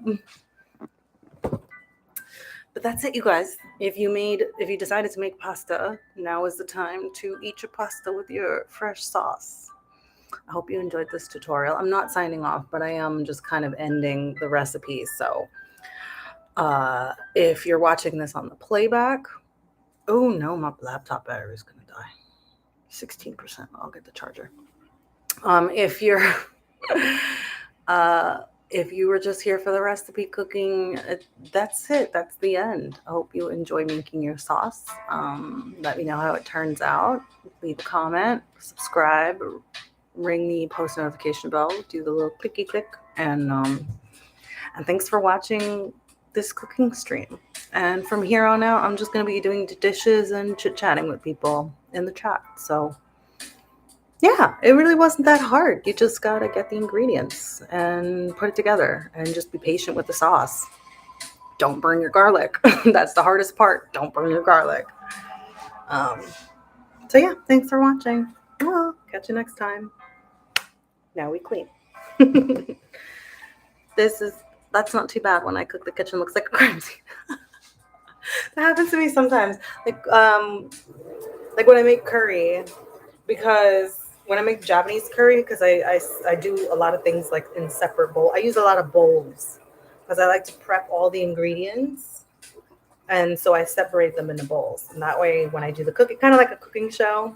So when the actual cooking process starts, then I'll, you know, like start putting the ingredients in. But it's already been prepared in the bowls. I just got to toss it in.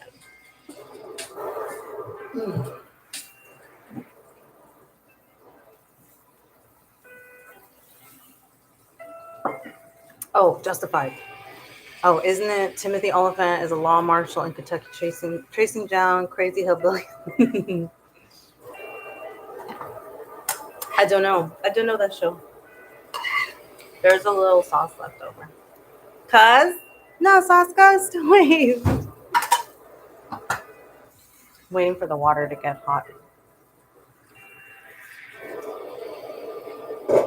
I could have done a better job getting the sauce out of the cans, but I just wanted to start cooking.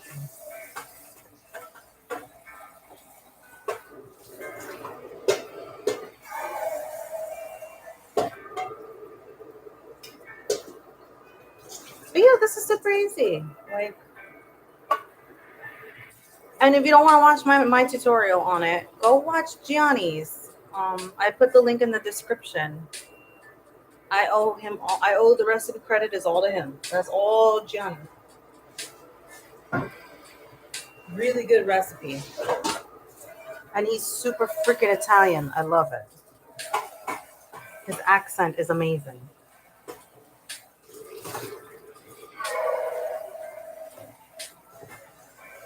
I want to try some of his other stuff too. I haven't had a chance to.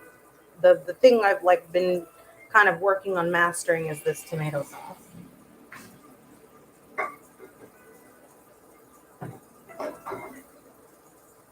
I am definitely gonna have to take out my recycling. After that, I'm gonna start watching FBI's Most Wanted.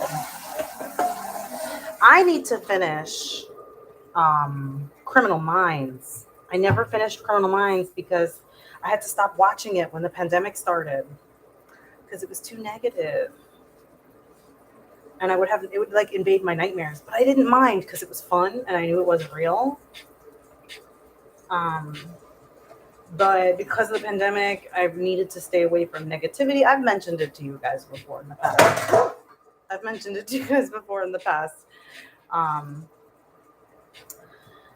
yeah, I have not picked it up. I tried picking it up and I lost where I was. So I kind of went a little bit backwards.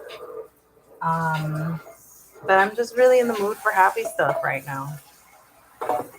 Dick will to confirm that all of the Law and Orders and Chicago shows and the FBI shows take. Oh, that's cool. Yo, Dick Wolf is a master of television. Like, thank you, Dick Wolf, for making amazing shows. I love Law and Order SVU. That's another one I need to like catch up on. I binge watched a lot of it, a bunch of seasons, like starting from the beginning and everything. And then I lost track where I was. And now some of the seasons, I don't know if they're available because it's CBS. And I think CBS now has like CBS All Access. They're doing the same thing that NBC did with Paramount Plus.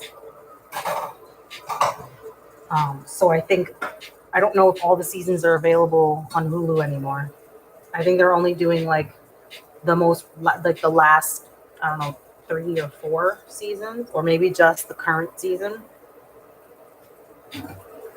And I don't remember which season I was on in Law and Order SVU. I would have to look at like my streaming history, but it's not there, so I don't know.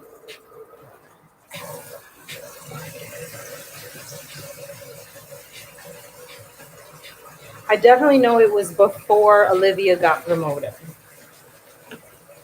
and I was in it before Stabler left. Stabler hadn't left yet, I don't think. Oh no, wait, he did. Stabler, I think where I'm up to, Stabler like left recently, so I don't know what season that is. but I don't really remember much of the story. So, because like it does have a story with the characters.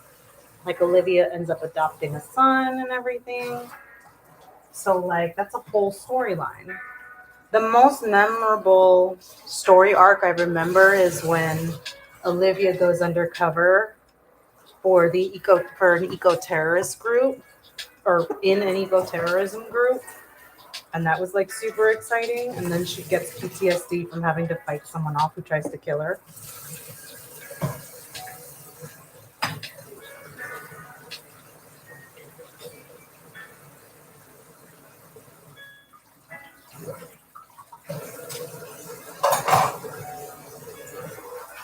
But I don't remember what season that was.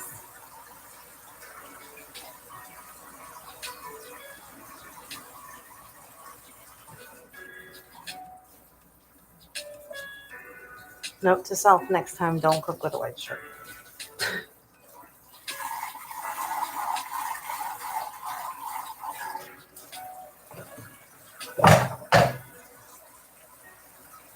Also, note to self: just make frickin' pasta so you can have your sauce with pasta.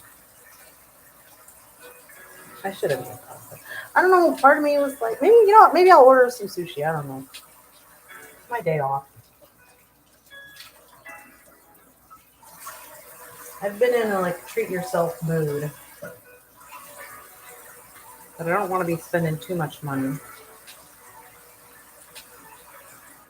What time is it now? Ooh, sushi might be closed. I might have to settle for emergency mac and cheese. The sauce? No, the sauce doesn't have meat in it, but you can add meat if you want.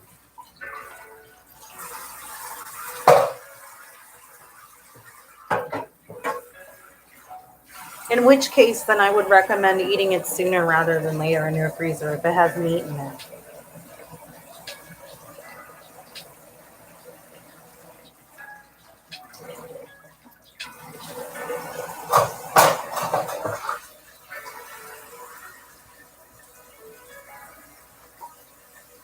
Like, don't let it sit in your freezer for too long because it's got if you want to put meat in it, don't let it sit in your freezer for too long because then it'll eventually get freezer burn. Because there's no such thing as something not getting freezer burn that's been in your freezer for a hot minute. So you know,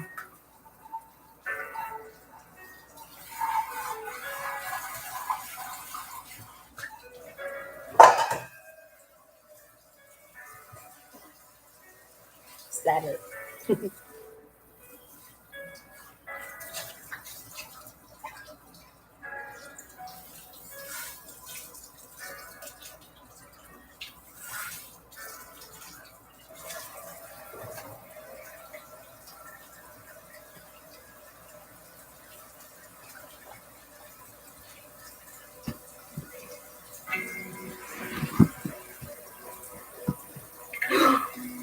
Oh no, the laptop's gonna die. Oh no, I forgot about that.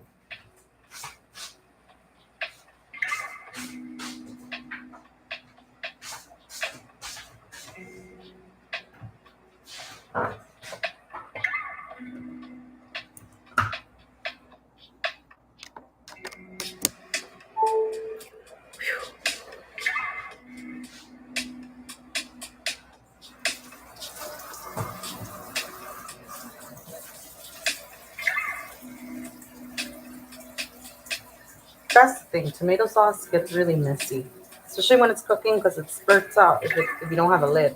But then you don't want to put a lid all up on it because then the water won't evaporate. It'll just stay in the pot, which is not what you want.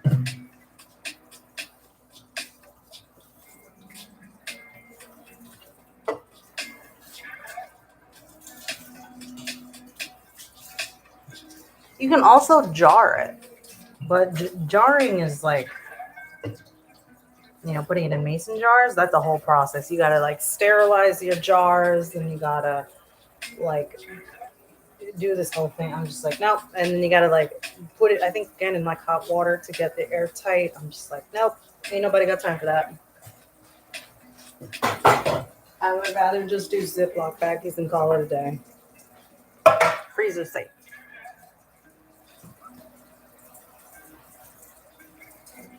Peacock has it. If you don't watch it consistently, it erases your watch history of the show.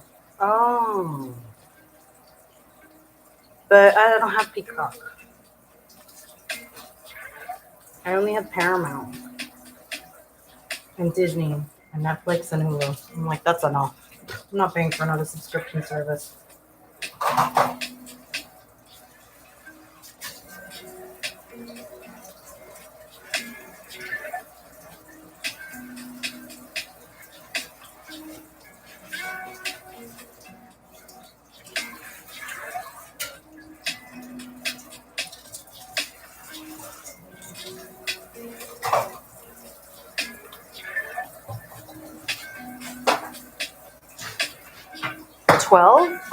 From what I described.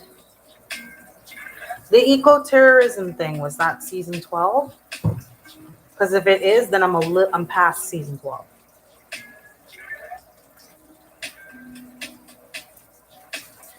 Because I remember, I was just saying that the eco-terrorism thing was the most memorable.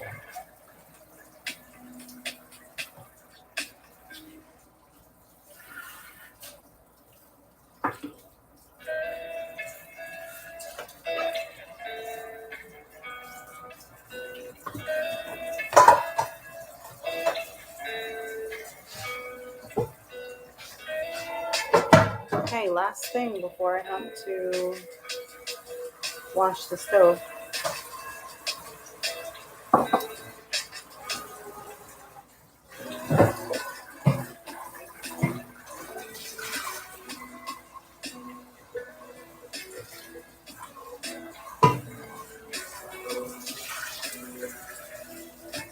Oh, I forgot to show you the copper trick. Here, I'll show you. Hold on. Because I still have some tomato sauce. So check this out. So if you have anything that's made of copper, it'll start to get like copper colored. It'll get brown. But if you take leftover like tomato sauce, let's say you heat some up. Like I do this when I heat up sauce in my little saucepan. If you take tomato and you put it on the copper, it'll turn pink. It'll polish it.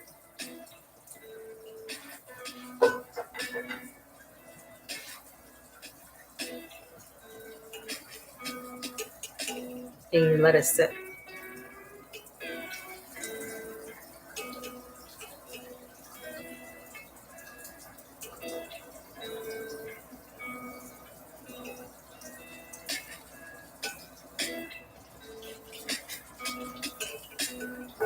We'll let that sit.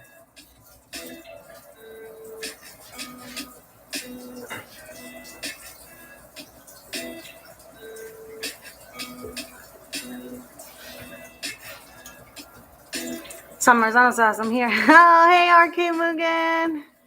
Yes, long time no see. No, I don't eat. I'm just asking if meat is required. Oh, okay. Yeah, no. No meat's required for the recipe. Yeah, sauce is over. I finished the sauce. It was pretty fast. I've been streaming for 2 hours, an hour and 59 minutes. Yeah, 2 hours now. It's a pretty fast process, but luckily there's a playback. Also, I keep announcing every time someone comes in that's new, I take 0 credit for this recipe. Thank you, Johnny. What's his YouTube channel again? Johnny North Beach. This is his recipe. I put the link of his recipe in the description, so you can follow him and watch him do the recipe, and you can do it with him, or you can do it with me and watch me be a little ridiculous. But yeah, I take 0 credit for this recipe. But it's fast and it's fun.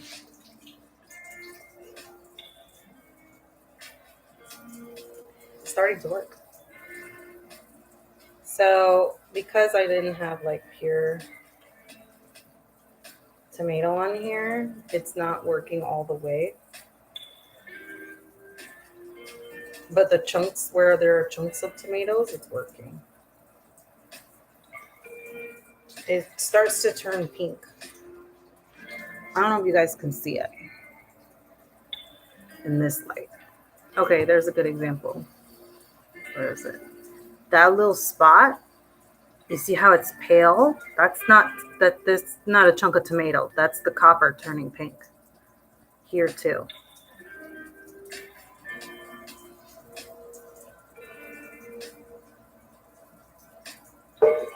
I think it's because I already had water in my pot as I was cleaning it, and then I remembered, oh wait, let me put tomato. I wanted to show you guys the trick with tomato and copper.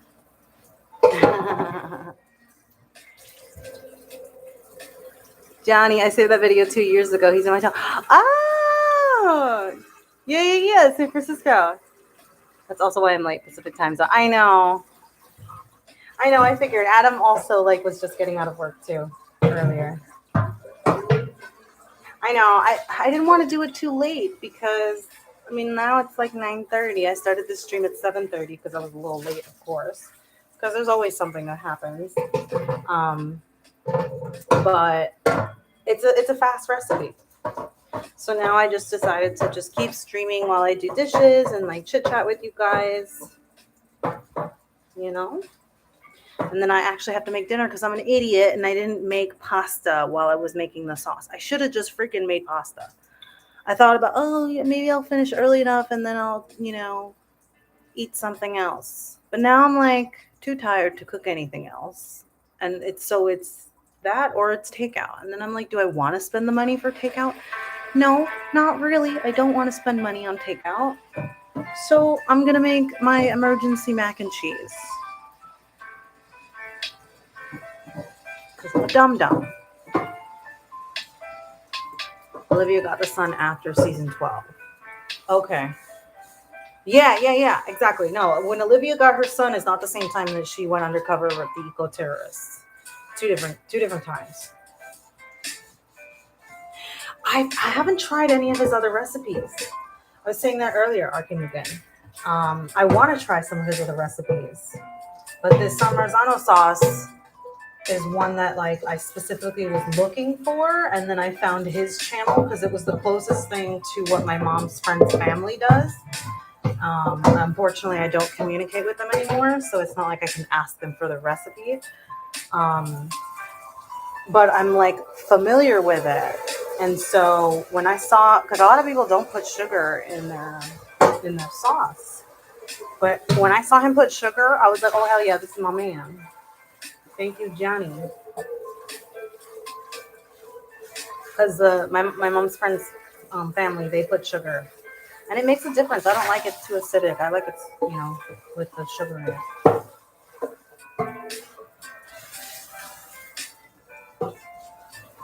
Fine. So I have no more space on my pot rack. Normally I put my wet pot on the stove because the stove is clean, but the stove is not clean right now. So I am in a pickle. Oh, I have a drying mat.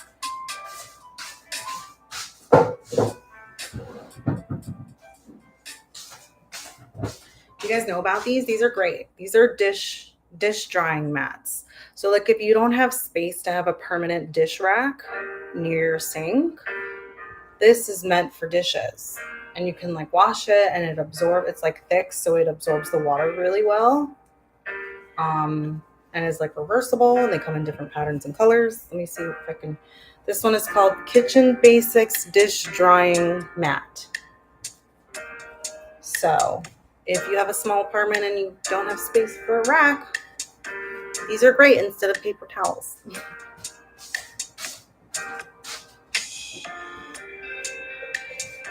And I have it, even though I have a dish rack over there, I use it for my wine glasses and champagne glasses and stuff like that, because I don't want to have them on a rack and then they fall and it breaks. The mat is nice and soft, and you can keep it on an even surface and don't have to worry about it falling.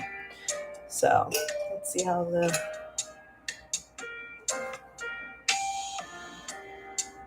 it's not pinking very well because it's very diluted sauce. So I'm just gonna clean this.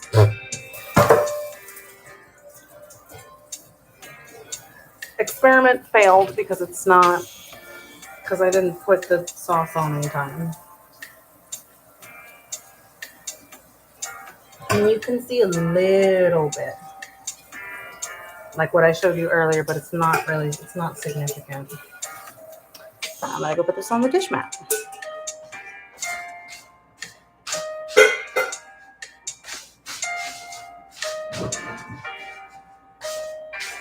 And now, my least favorite part, cleaning the stove and the counters.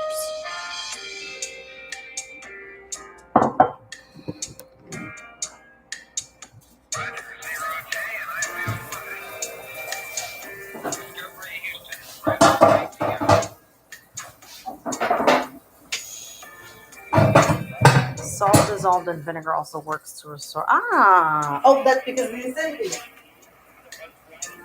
It's probably the same acidity of tomatoes. You know, that makes it neat.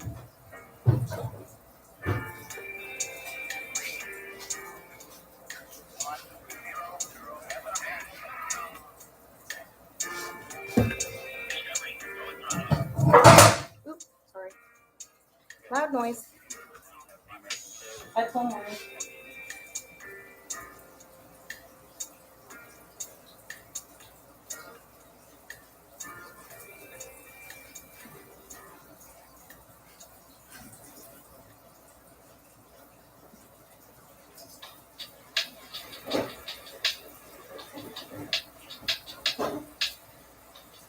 Nasty stove.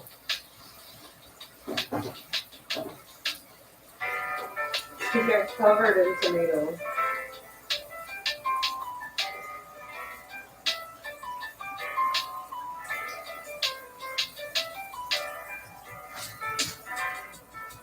Tiny, tiny little tomato and like the oil spurts.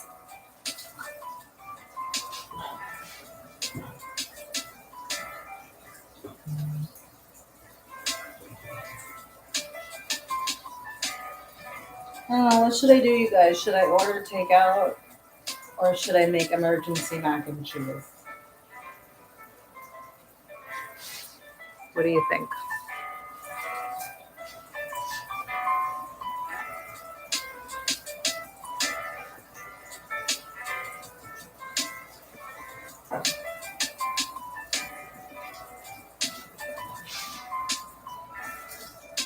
Oh, I forgot I could do a poll.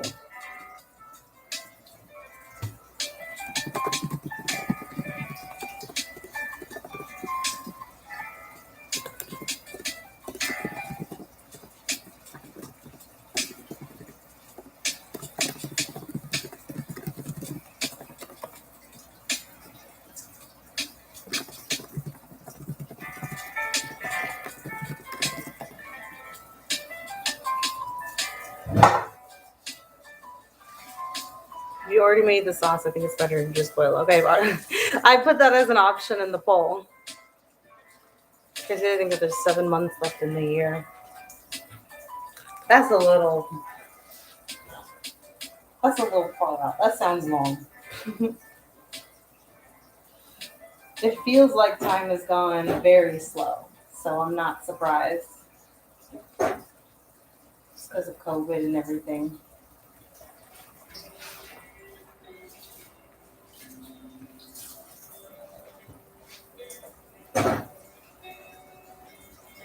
I'm curious what you guys are going to vote.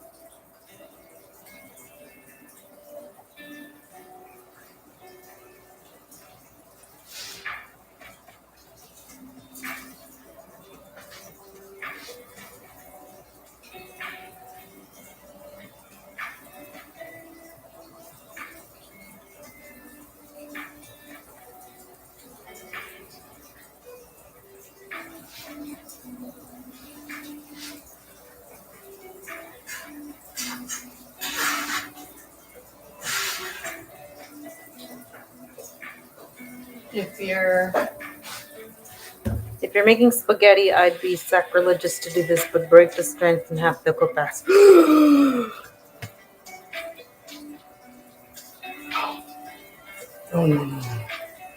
You don't break spaghetti. You don't break long noodles. No.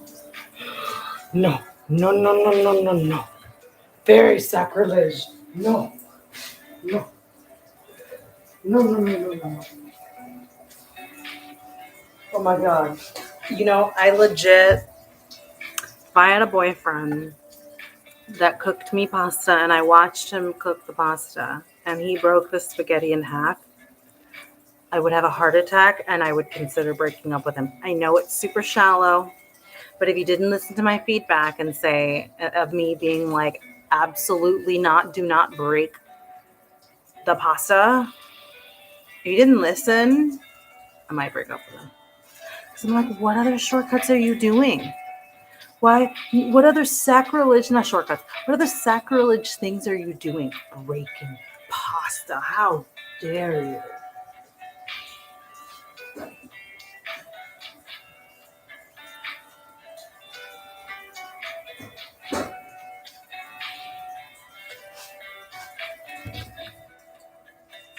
Oh, everyone votes pasta. Everyone has voted pasta so far.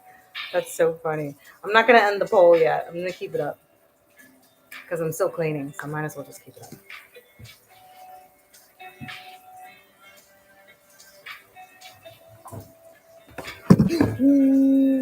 I gotta be careful with these cables. I'm trying to clean the counter at the same time as my laptop's being on the counter, which is really stupid. I know, it's stupid. I just don't want these tomatoes to stain the wood with the black. I actually agree with you, especially if it's pasta like linguine or something, like bucatini. Those are the right. It's just if it's a long noodle, you don't freaking cut it. No, you don't break it. You don't. No. Unless maybe if you're making it for children, then I might understand if you're making it for children. But even so, just no. I don't even think I would do. Just cut up the pasta. Just teach the kid to bite it off. What? I ate, the long spaghettis when I was a kid. Like, kids know how to eat pasta. You don't even need to do it. Forget it. I retract my statement. Not even for kids.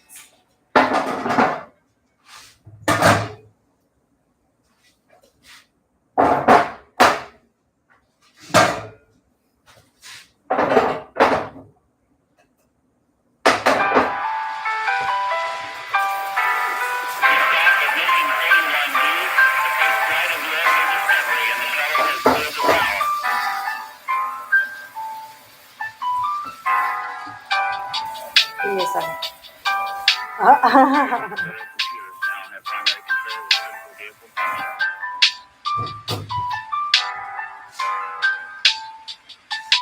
Okay. I guess I'm boiling pasta.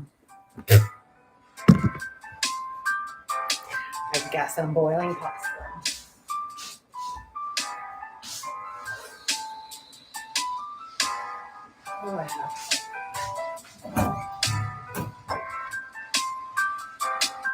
Okay, let's end the poll, and then there's going to be a secondary question.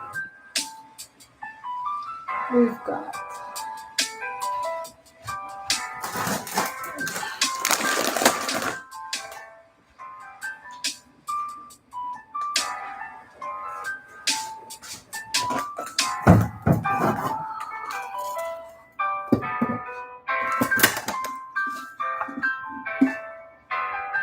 okay. Secondary question.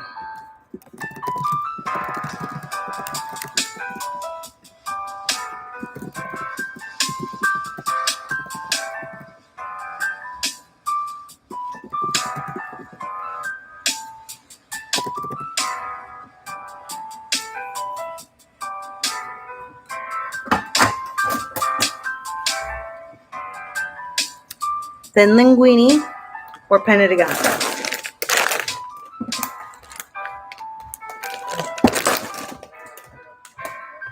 I hope you got that block of parm or pecorino. Yes, I still have it in my fridge. Oh, you damn. That's okay. Teaspoon or tablespoon?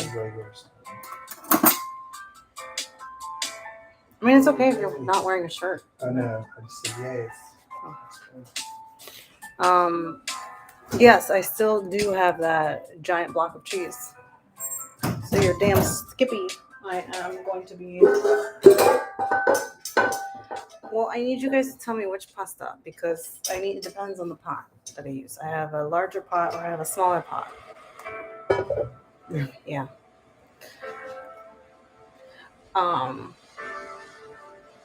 the audience is totally on the same vibe tonight. Okay, that was. Did everyone vote? 3 votes for thin linguine, not penne. Okay, so I only have 1 serving of linguine. That's okay. I like that much. That's enough. Okay. Linguine it is. I'm putting the penne away. Now the boring part of boiling the damn water.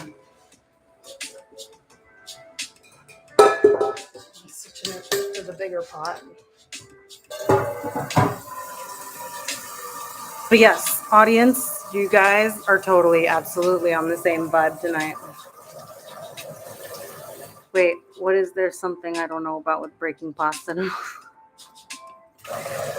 You do not break pasta noodles. You don't break your linguine, you don't break your spaghetti, you don't break your angel hair. No, your fettuccine. No, you don't break it. You don't crack it in half and then put it in the pot. That's blasphemy. You can actually microwave half the water while the rest is boiling on the stove top.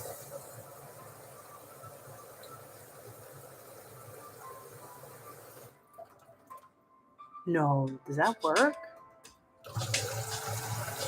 No way, really? That feels weird.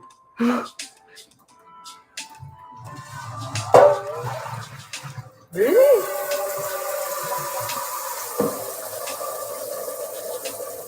Well, I mean, the only like microwave safe thing that's large enough is just this, and it just holds 2 cups of water, so that doesn't really. I feel like it doesn't make a difference. Let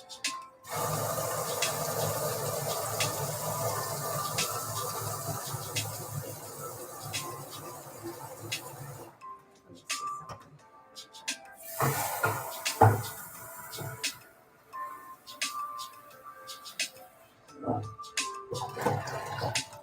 Yeah, that doesn't do much. Yeah, I just tested it by like filling up halfway and then putting one of these in there, and it's not enough. I might as well just boil the whole thing. Yeah, maybe maybe for mac and cheese, my emergency mac and cheese boxes, that's much better.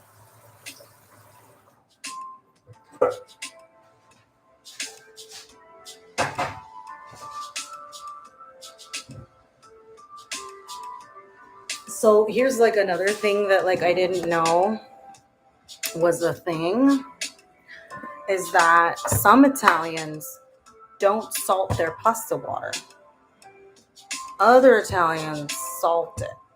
And then the ones that salt it, some do a little and some do a lot. Like on Gianni's video, he was like, the people who live in Naples, they salt their water like crazy with sea salt because they want it to be the same. They want it to be high salt content like the ocean, like the Mediterranean Sea.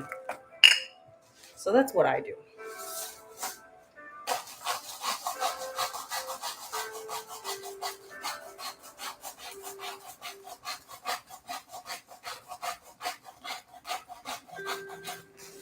And it's funny, when I was little, because like I don't think it actually makes a difference, right? But when I was little, I thought, because I don't believe it anymore now, unless I'm totally wrong, but I thought that by salting the water, it makes it boil faster because then the water has something like the fire has something to boil. You know, like instead of it just being water, it's something, the salt, being boiled. So by having a thing in the water, it'll boil faster. And that's what I thought when I was a kid. But apparently that's not true. Right? Because I stopped believing it a long time ago. right? For me, it depends on how salty the sauce is. If it's already too salty, I don't bother salting the water. Oh. See, I don't add pasta water in the sauce. I drain all of the pasta water out. See, Johnny on his thing, he adds some of the pasta water into his sauce. I don't, because I don't need it.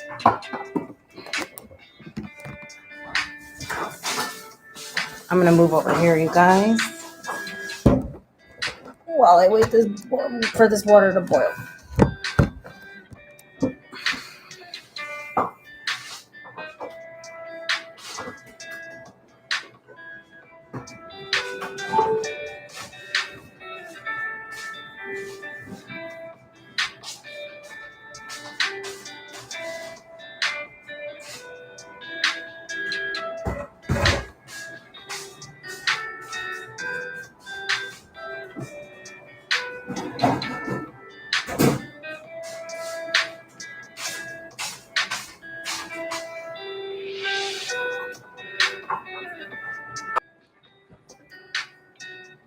Yeah, you do that too sometimes. Actually, I save the pasta water by freezing them in ice cube trays. I reuse them when I make pasta carbonara. The pasta water is what makes the sauce creamy. That I know. There's certain recipes where you do need some of the pasta water. I never thought about freezing it though.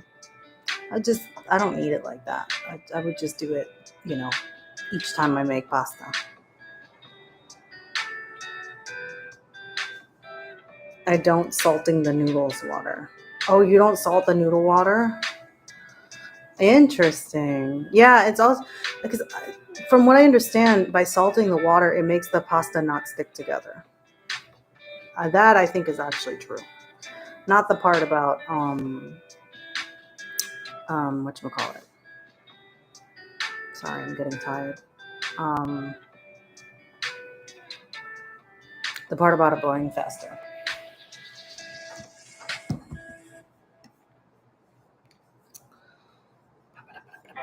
Too bad I can't do screen share on this thing, man.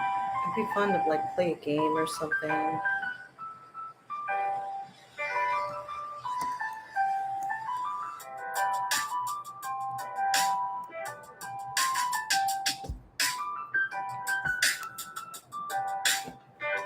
Oh, it's not raining. Because it's hot in here.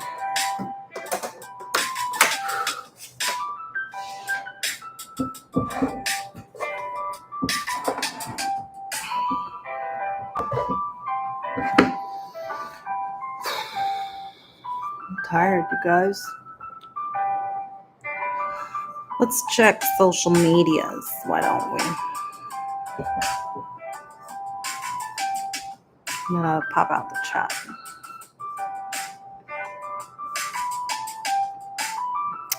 When you make sauce from fresh tomatoes, you actually just use the water the tomatoes boiled and for boiling the pasta straight afterwards. Interesting. Use the water the tomatoes boiled in. Oh, so you use whole tomatoes. You don't do any already peeled canned tomatoes. Interesting. I guess you could do that too, yeah. What the hell was that? Was that raining? Oh, it is still raining outside. Ooh. I did not know that. All organic, nice. Ooh, why is Ghislaine Maxwell trending on Twitter? Oh.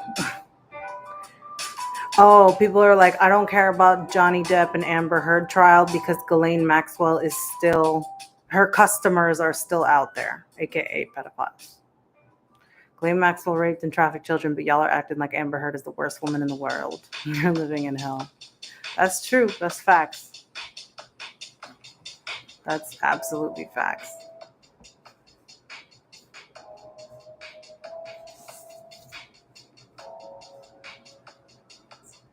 I do use canned too, but usually during the winter months. Oh, okay. Yeah, because that's the best time to get tomatoes in the summer. Or whenever it's seasonal, wherever you are in the world.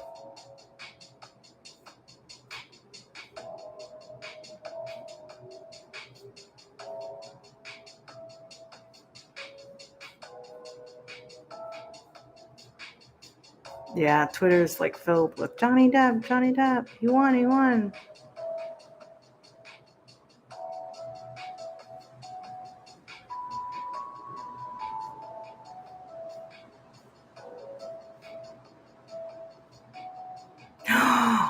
Oh, wait, no, that's tomorrow. New season of The Orville is tomorrow. Oh, I'm so excited. I love The Orville. Spoiler avoidance will be helped by our decision to omit episode trailers for the following week. So every episode is an absolute 100% surprise. Trust me, it'll be worth it. Yes. I hate trailers for movies and TV shows for this exact reason. I avoid them like the plague. I'm tweeting at Seth MacFarlane. Yes, I hate trailers for movies and TV shows for this exact reason. I avoid them like the plague. I was able to watch Cameron's Avatar. Or I watched Avatar, JC.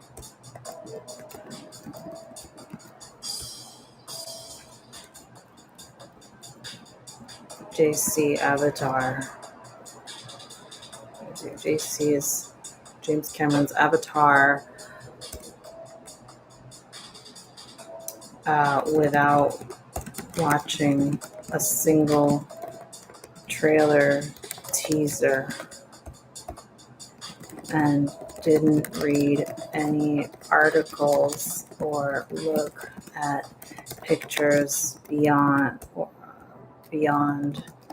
covers of magazines, which only showed two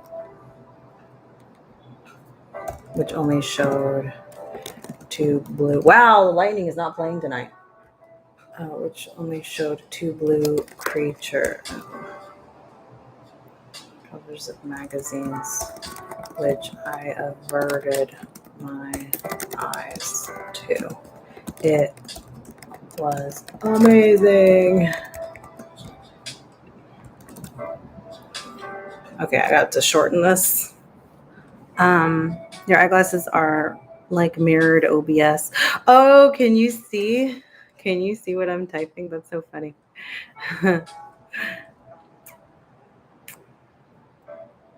It wasn't a friend that stayed with me. It was family. I couldn't see scrolling through stuff. Okay, let me fix this. It's just movies. I gotta shorten this. Stupid Twitter and TV shows for this exact reason. I avoid them like the plague. I watched JC's Avatar without watching a single trailer. Let's do the ampersand and didn't read any articles. We'll look at pictures. Or look at pictures posted and I looked at didn't read any articles or look at pictures posted and covers of pictures posted or covers of magazines, which I averted my eyes to. Let me see if I can put made it amazing.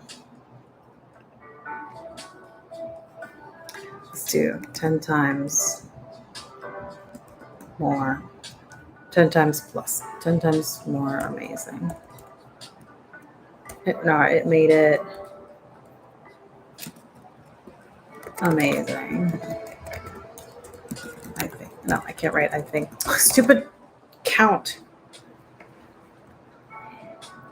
That's exactly what I'm talking about. Yeah, I've seen the first Avatar. That's what I'm talking about. I didn't watch a single. I had no idea what Avatar was about.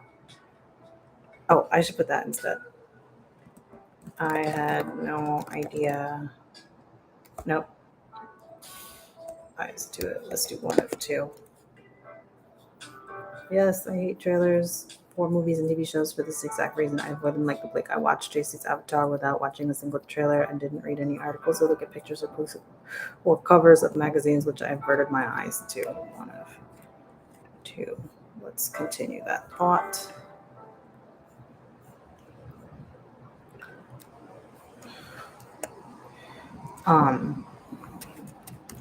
I had no idea what Avatar was about, but I knew I wanted to see it.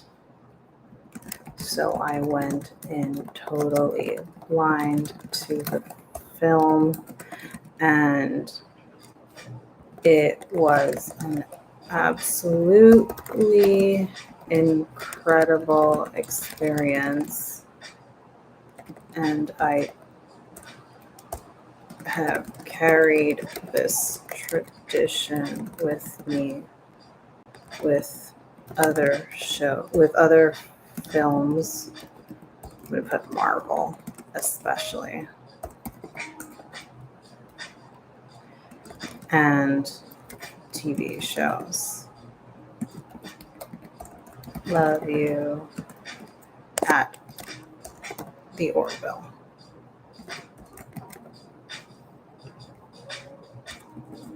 TV shows, actually, period. So, thank you, the Orville. Let me put, oops. Thank you, Seth and the Orville,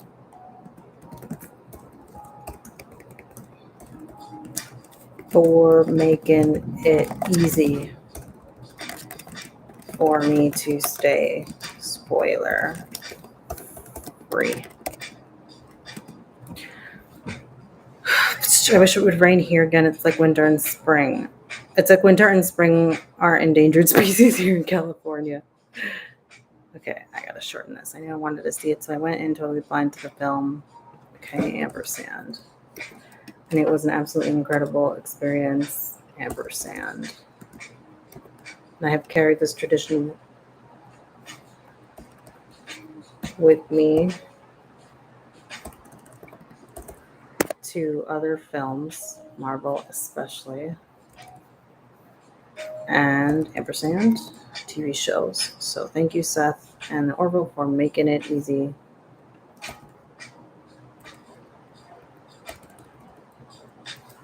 to stay spoiler free. Okay, I have to shorten it again. I had no idea what Avatar was about. It was about I knew I wanted to see it. I went in totally blind to the film. I went in totally blind. And it was an absolutely, you put blind in quotes, totally blind. And it was an absolutely incredible experience. And I've carried this tradition with me to other films, Marvel especially, and TV shows. So thank you, Seth and the Orville, for me. So thank you. Thank you. And the Orville for making it easy to stay spoiler free. 2 of 2.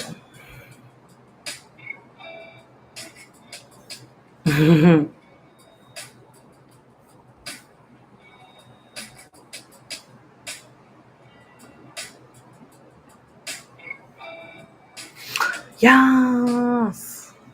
I love the Orville.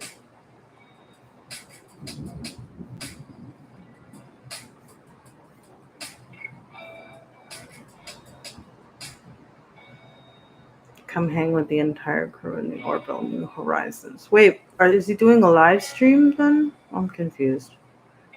Is it on his Facebook?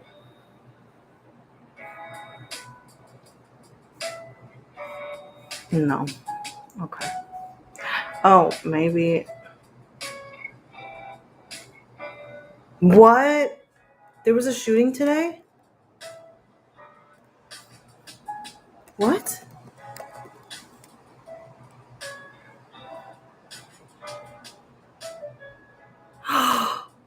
At a hospital? Shootings. Okay, hold on. This is someone.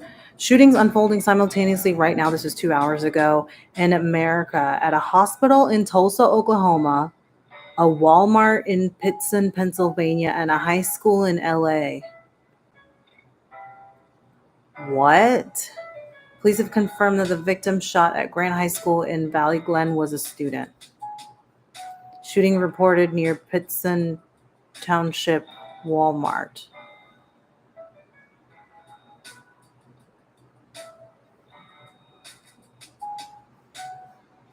Beto O'Rourke is having a town hall discussing how to protect our kids. Today, Ted Cruz had ridiculous fun with an iconic poker player. Hey, Ted Cruz, how about you and GOP work to get sensible gun laws passed to save American lives? Wow, Ted Cruz was playing poker today while there were shootings. That's nice.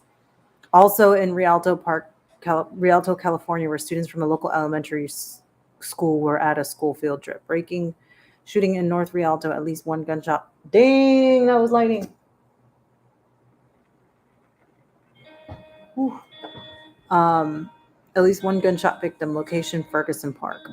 Jeez.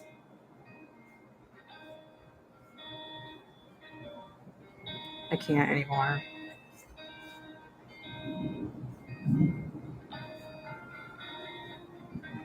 Mass shooting reported at St. Francis Hospital in Tulsa, Oklahoma. Reports of multiple dead and injured. Suspect is reportedly deceased. Yeah, again. What the hell, man? Law enforcement in Tulsa, Oklahoma seen clearing the roof of the hospital to ensure no active threat.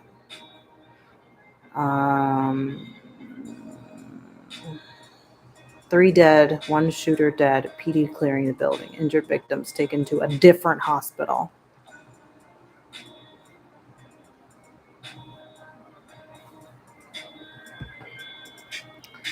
There's an old 1960s song I discovered from Mafia 3 PC, Eve of Destruction. Check out the lyrics for songs when you can offline. It's just so relevant even after all this time. I'll bookmark it. It's on YouTube. Eve of Destruction. Eve of Destruction. Song. Is it by Barry McGuire? That's what it looks like. All right, I'm gonna save this to watch later. Oops. Oops. Okay, hold on. Save. Watch later. Okay. That's crazy. Why, man? Why?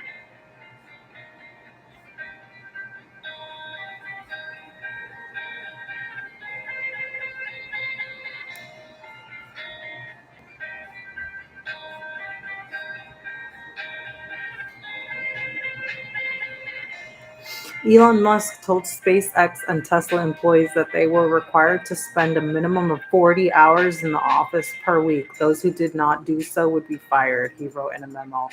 I'm sorry, when was the 40 hours? Wait, how are average work week hours in USA? Because I honestly don't even remember anymore. What's like working full time? Is that 40 hours?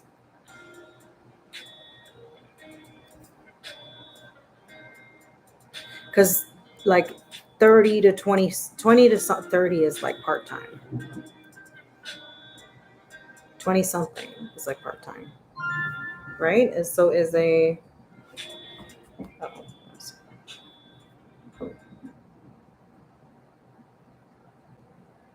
real good. Yeah, what's 40? Okay. So you're telling me Elon Musk wants them to spend a minimum of 40 hours in the office per week. And they're required.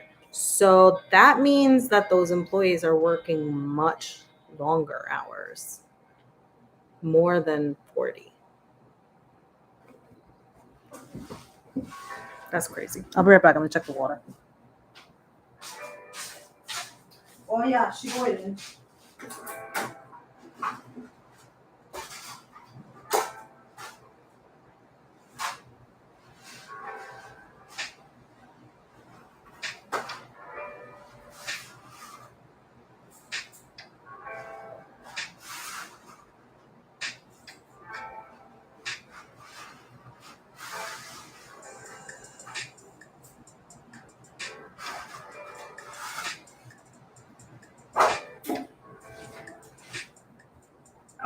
there.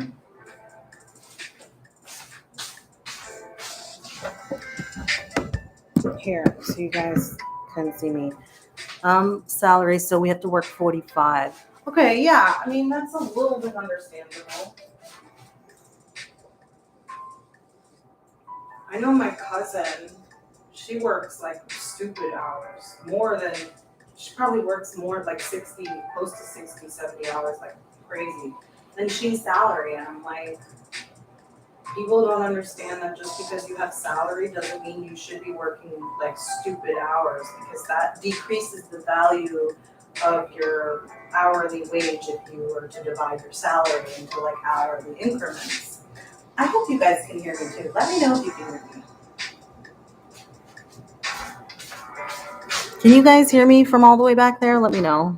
If it was too loud, let me know.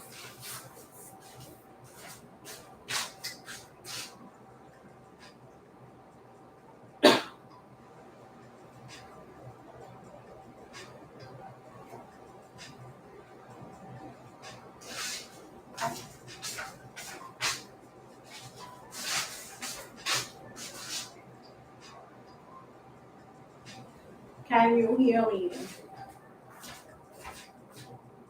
Okay, you can hear me. All right, good.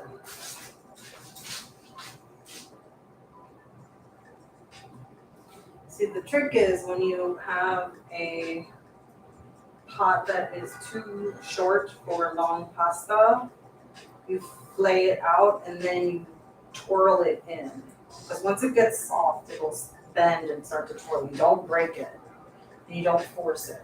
You just twirl the water, spin the water in there until it all comes down.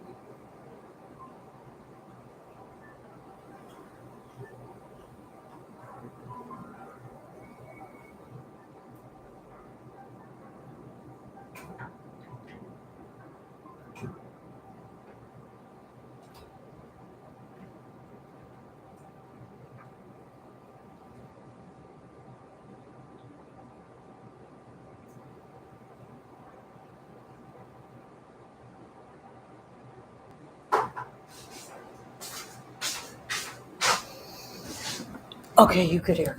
Good. Yeah, because I had like the microphone to the phone like close to the computer, so I thought, oh, maybe you guys can only hear the music.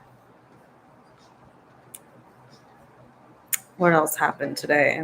Oh, BTS was at the White House. That's cool.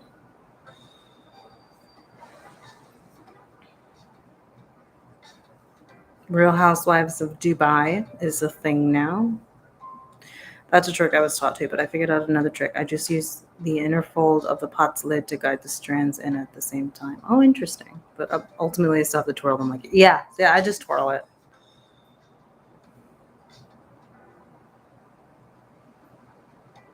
Oh, yeah, I heard too, Johnny Depp wasn't even there today in the courtroom because he was in the UK for a concert. He has a gig with his band. And so there's this video of the entire Johnny Depp legal team hugging everyone. That's cool. That's nice.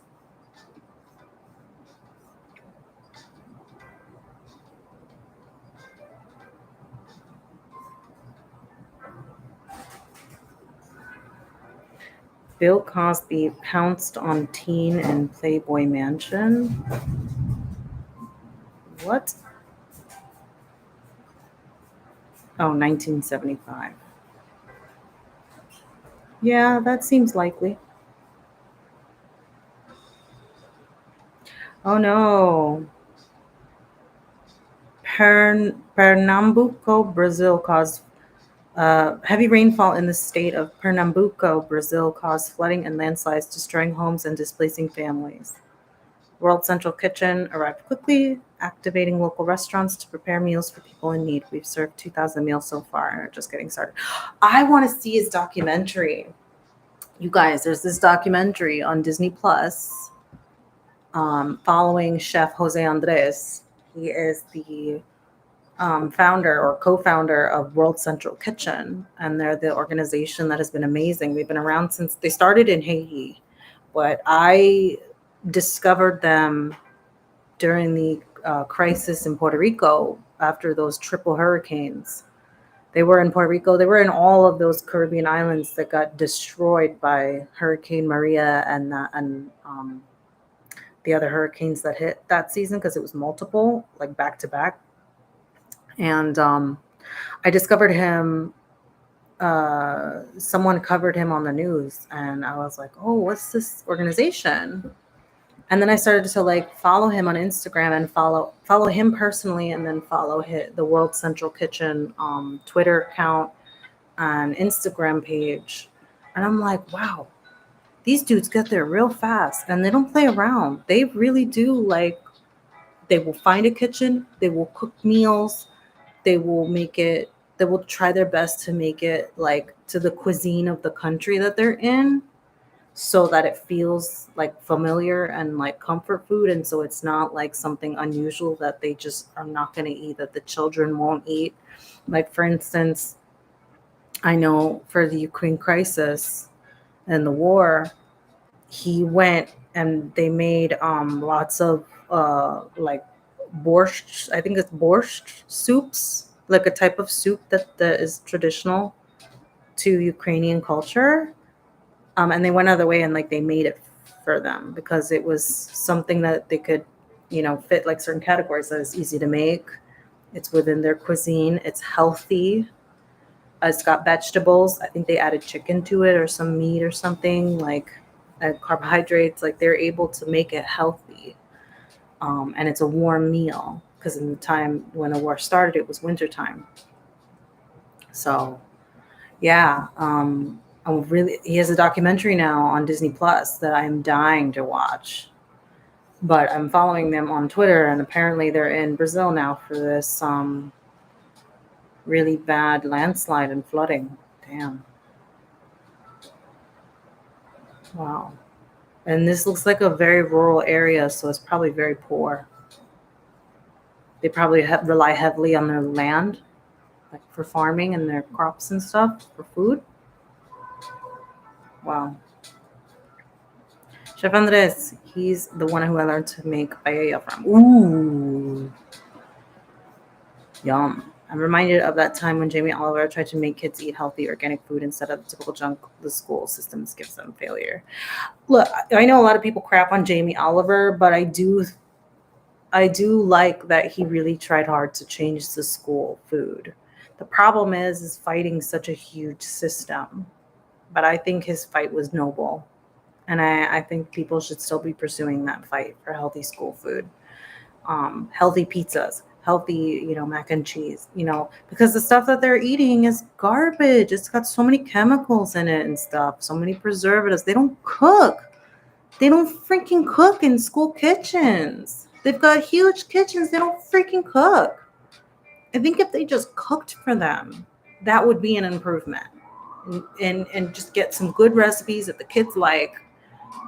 Yeah, I think Jamie Oliver was pretty noble with that. I'm gonna go check the pasta real quick. I know the chemicals taste good sometimes too. Like, I'm not saying like eat everything organic and blah blah blah blah. But like, I think if you're gonna public schools, they have massive kitchens, and then all they do is microwave stuff or reheat stuff and like boil it and whatever, and I'm like, well, why the hell do you have staff, like such huge staff in the kitchen? Why the hell do you have like just freaking make it fresh for the kids, damn it. Some of these kids don't even get home cooked meals, man. Like, that's sad that there are a lot of kids out there who don't get home cooked meals from their parents or their parents and guardians. That's sad. Oh, there's pasta's ready.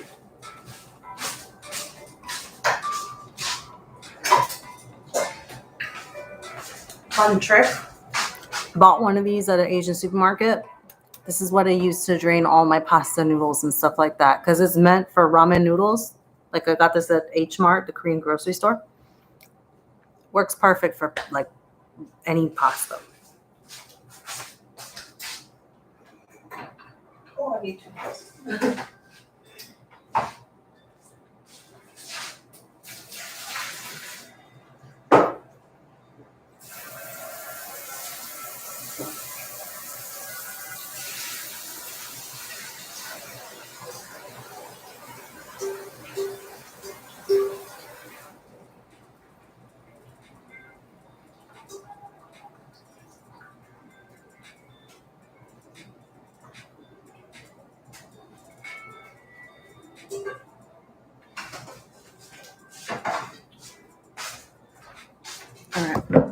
I'm gonna bring you over here for, let's see, can it reach?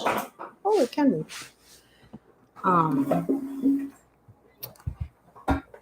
I unplug it actually? Yeah. I'll bring you over here for the sauce.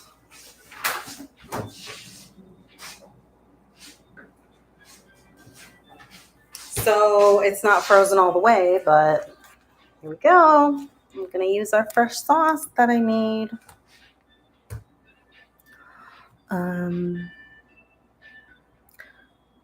It was an awesome fight, but the system is just too inert, lazy, and bought out by corporate. Yeah, exactly.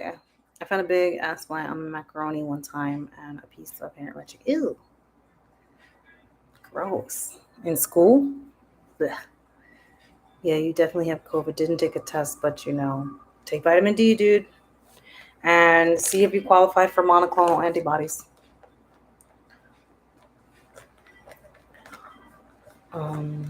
We got an H Mart in my area several months back. Even though they're a bit more pricey, it's the only Asian market I go to now because they carry the pink dragon fruit. Ooh, yum. So I'm gonna use the tiny little pot because the sauce is cold. So I'm gonna use the little tiny pot to reheat the sauce. So I'll show you what I'm doing.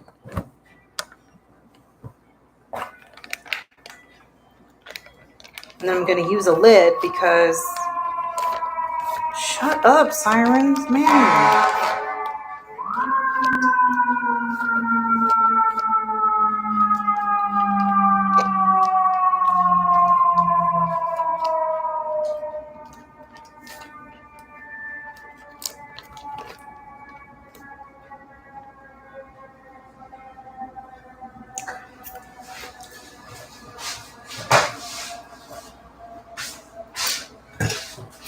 I'm gonna use a lid because I just cleaned my stove.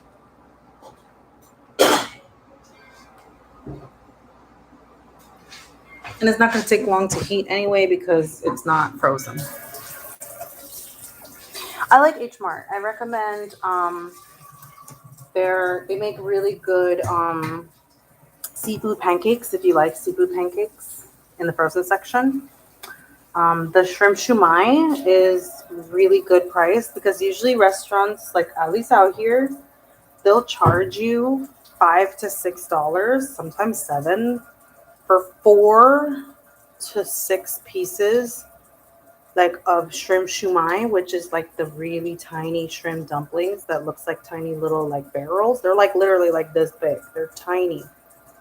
And they'll charge you $6 or $7, $5 for 4 pieces or 5 pieces or 6 pieces. Like it's stupid. Whereas you could get an entire bag, like a massive bag, or a tray of like a good amount of like 12, 24 or something like that for that same price. So I recommend that. And then H Mart also has sushi grade fish. So I recommend that if you ever want to attempt to make your own sushi. Their salmon, I buy their salmon because that's the only sushi I really like. At least here in America. In Japan, I ate tuna and stuff, but here I typically stick to salmon. And I had shrimp in Japan too, but shrimp sushi. But anyway, not to brag. I'm sorry. Um, Not trying to be braggadocious at all. But yeah, they have in their refrigerator section, you'll see a package in plastic, like a little plastic package that has like a big log, like a log of salmon, and that's sushi grade. So you could have it for like sashimi, which is just like the pieces of it, the raw fish with no rice, or you can cut it up into pieces and make sushi yourself at home, which is what I like to do.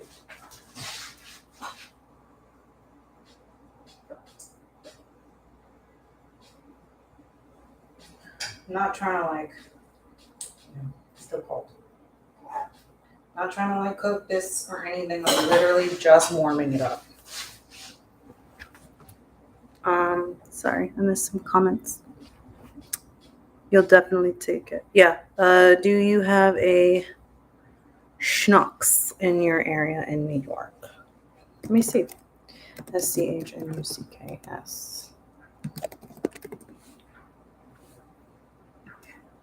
Doesn't sound familiar. NYC breakfast 7-layer dip. Schnucks.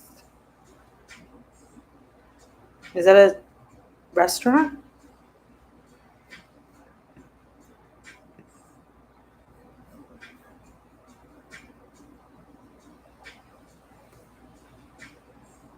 No, it's a grocery store. No, we don't have that here. Looks like there's one in Indiana. Indiana, Illinois. Indiana, Illinois. No, that's a northern thing, like super northern thing.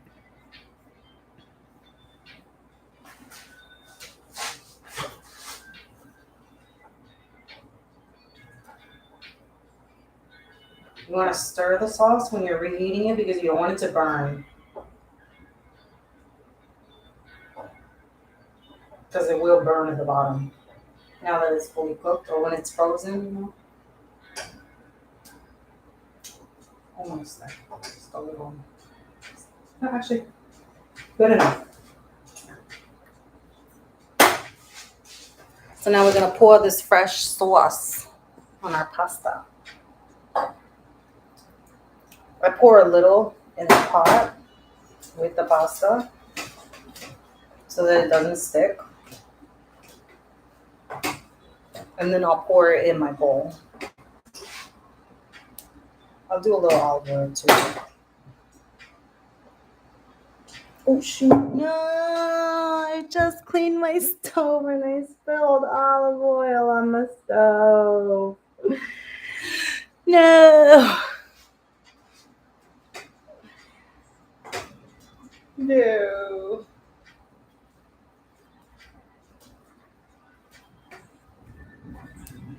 Dang, it's really pouring outside. I hear this thunder rumbling. And this is my favorite tool of all time for picking up pasta. I call this the pasta claw. It's the best for pasta.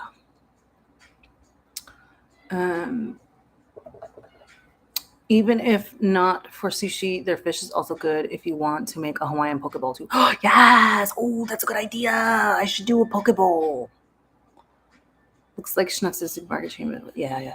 What are you up to? Hi, Ian. What are you up to? Well, we just finished an hour ago, right? Yeah, because now we're on hour 3. An hour ago, I finished a Cooking with Marta stream. This is just kind of like the after thing of me making pasta with my sauce. But yeah, we made a fresh pasta sauce that you can put in your freezer, and I made it in put it in individual baggies so that you could have it like as a meal prep thing. So yeah, it went really well. Check out the stream once everything is published and archived and everything. Yeah, it's a great recipe. Really delicious tomato sauce.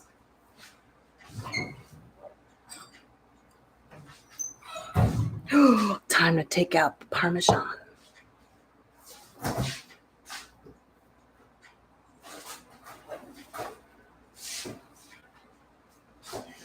No, it didn't.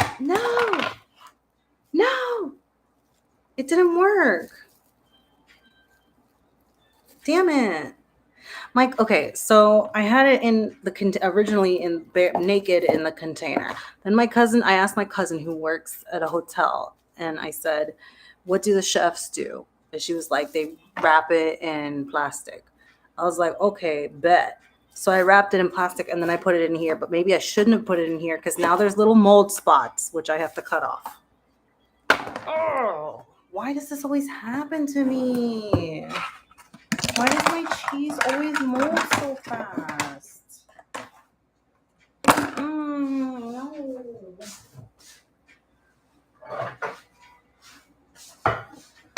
I'm gonna eat it. I'm just gonna cut the mold off and get new plastic wrap so that it doesn't carry over. Fucking hell, look at that. Little speckles. Even on the rind. Mostly on the rind. What the hell, man? I gotta be careful how I cut this because I don't want the mold to transfer to the wood. What can I do? What can I do? Paper.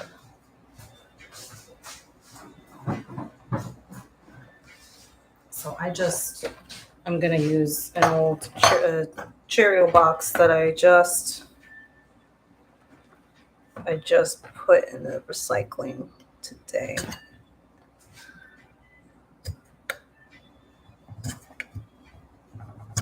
What the fuck? What am I supposed to do? Let me get the cheese peeler.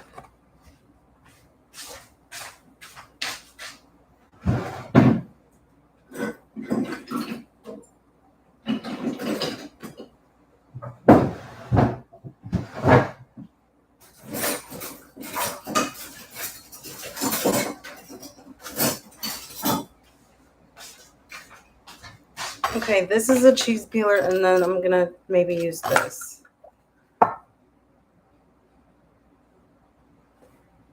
Too much moisture in your fridge. If you leave the cheese in the fridge uncovered for a day or two, it'll harden up slightly, but it'll prevent the mold from growing too fast. Oh, so it's moisture. Son of a bitch. Oh, it's working. Okay, this cheese peeler thing is working. See, now I feel like I gotta wash. See, no, but if I wash the cheese, then it's just gonna hold the moisture. I need to peel off this layer of mold so I can salvage my precious cheese. Expensive cheese, for fuck's sake. Okay, so put it in there. See, but I'm afraid it's gonna absorb like stinky smells from the fridge, even though my fridge doesn't really stink. At least I don't think it does.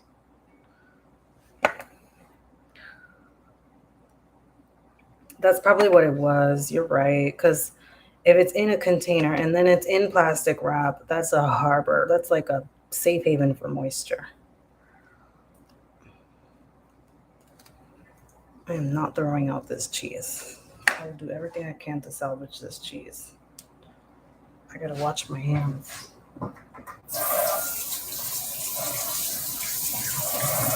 That's the shit with mold. It spreads everywhere. Ah.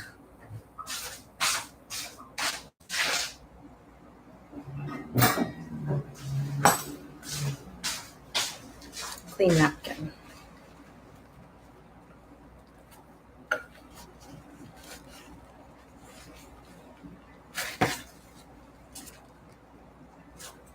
What a pain in the ass. Sorry, I know there's another comment before the one about cheese. Just a chunky comment. Just give me a sec. Did I do the top? I did. Okay, so that's clean. This side is clean. Okay, so the only side I have to deal with is the rind, which I don't want to peel off completely.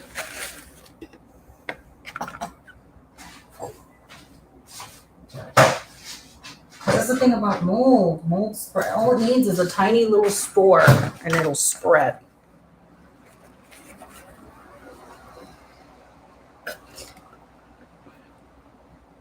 Stupid cheese. Stupid mold. Stupid refrigerator.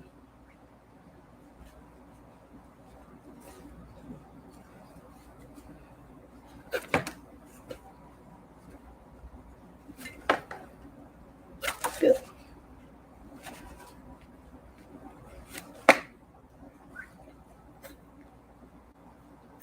My mom, she just used to be able to put it in a container. It was fine. It never molded. Ever. Okay, last little bit of mold. I mean, at least like cheese isn't bad if it gets moldy. Like you could just peel it off, cut it off, because cheese naturally has mold. Like that's how some cheeses are made. So I don't feel, it's not weird. Hello, blue cheese is mold.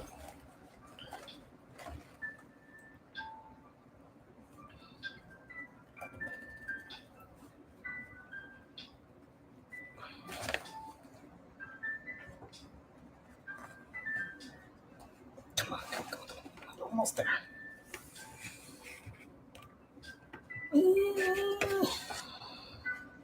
Got it. Got it.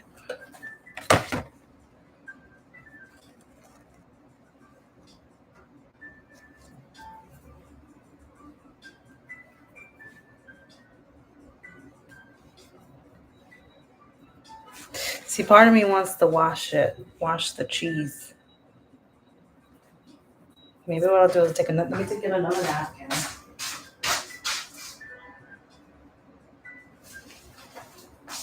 And just kind of brush it. Now that it's mold free.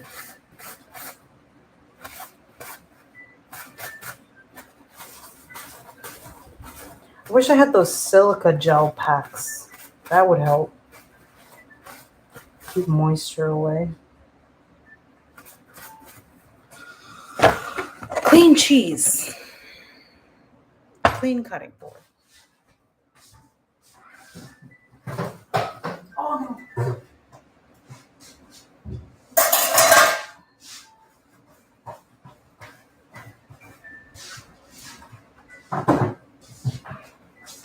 Okay.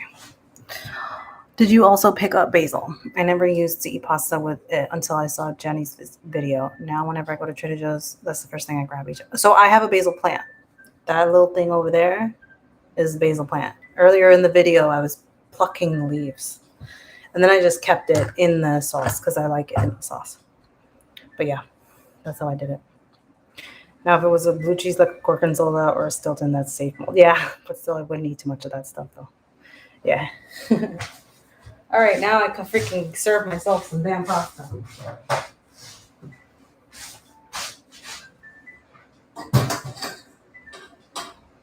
Which has started to plump. Ew, what's that? Ew, there's a bug. Oh, it probably flew in because the window's open. Nasty. Now I gotta wash my hands because I crushed a bug. And I gotta wash the counter again. I can't win, you guys.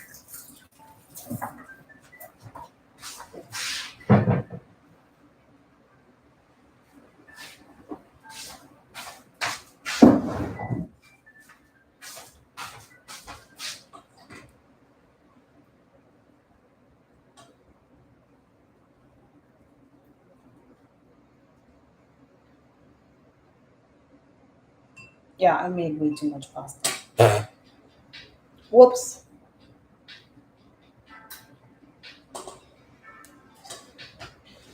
Here's my spoon rest.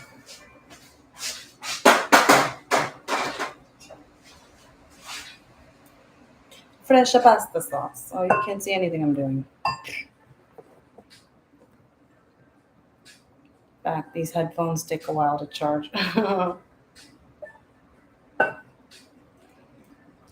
We get the fresh sauce on the pasta.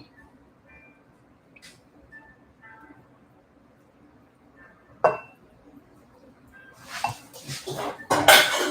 lid on that.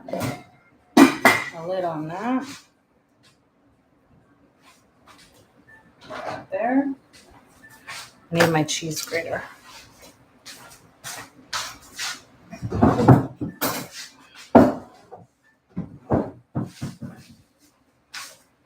Cheese grater. Some fresh Parmigiano.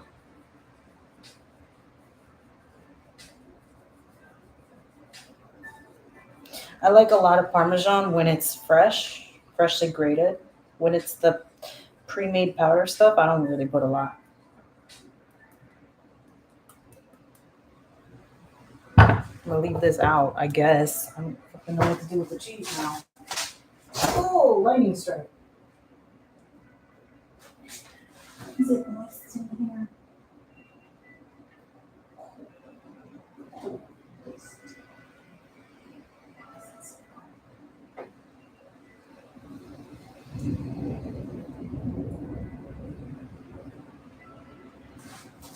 That's why someone messed with the temperature setting of the refrigerator. No wonder. Unless it was me and I'm a klutz.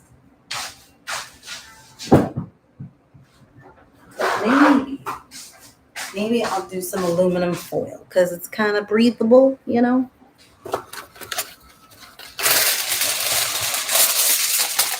I'm just gonna do aluminum because I feel like if I do plastic, it's gonna mold again.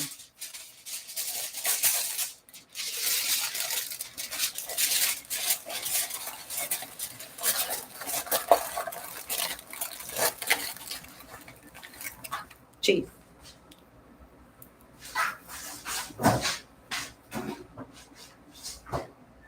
Now I can sit and eat.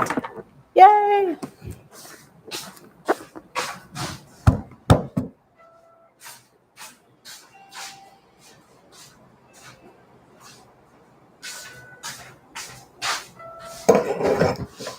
It's only 10:45 at night, me eating dinner, no big deal, you know. I should have just made the pasta when I told you guys to make the pasta.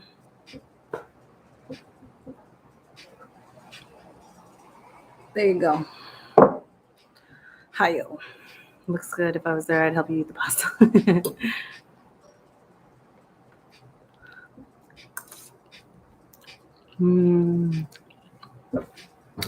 So good. So good. You can also open a box or two of baking soda. Yeah, I need to put that in my fridge. I need to get a new one. Yeah, no, you don't cook with it. Yeah. Yeah, it's just for the fridge. Damn, this sauce is good. A little chunky. I like the little bits of garlic. It worked out with the minced garlic. I gotta say, it did work out. So if you don't want to use fresh garlic, just use the minced garlic. It worked. Except you'll have to keep the minced garlic in your sauce. Whereas Johnny, he takes it out, if I remember correctly. Ooh, it's pouring. Yeah, definitely worth it. I like powdered cheese, but I love the fresh stuff much better. It's a good, cheap alternative. I mean, yeah, granted, it has sawdust in it, but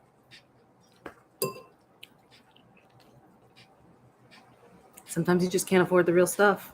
Whatever, sawdust with a little cheese. Okay, delicious.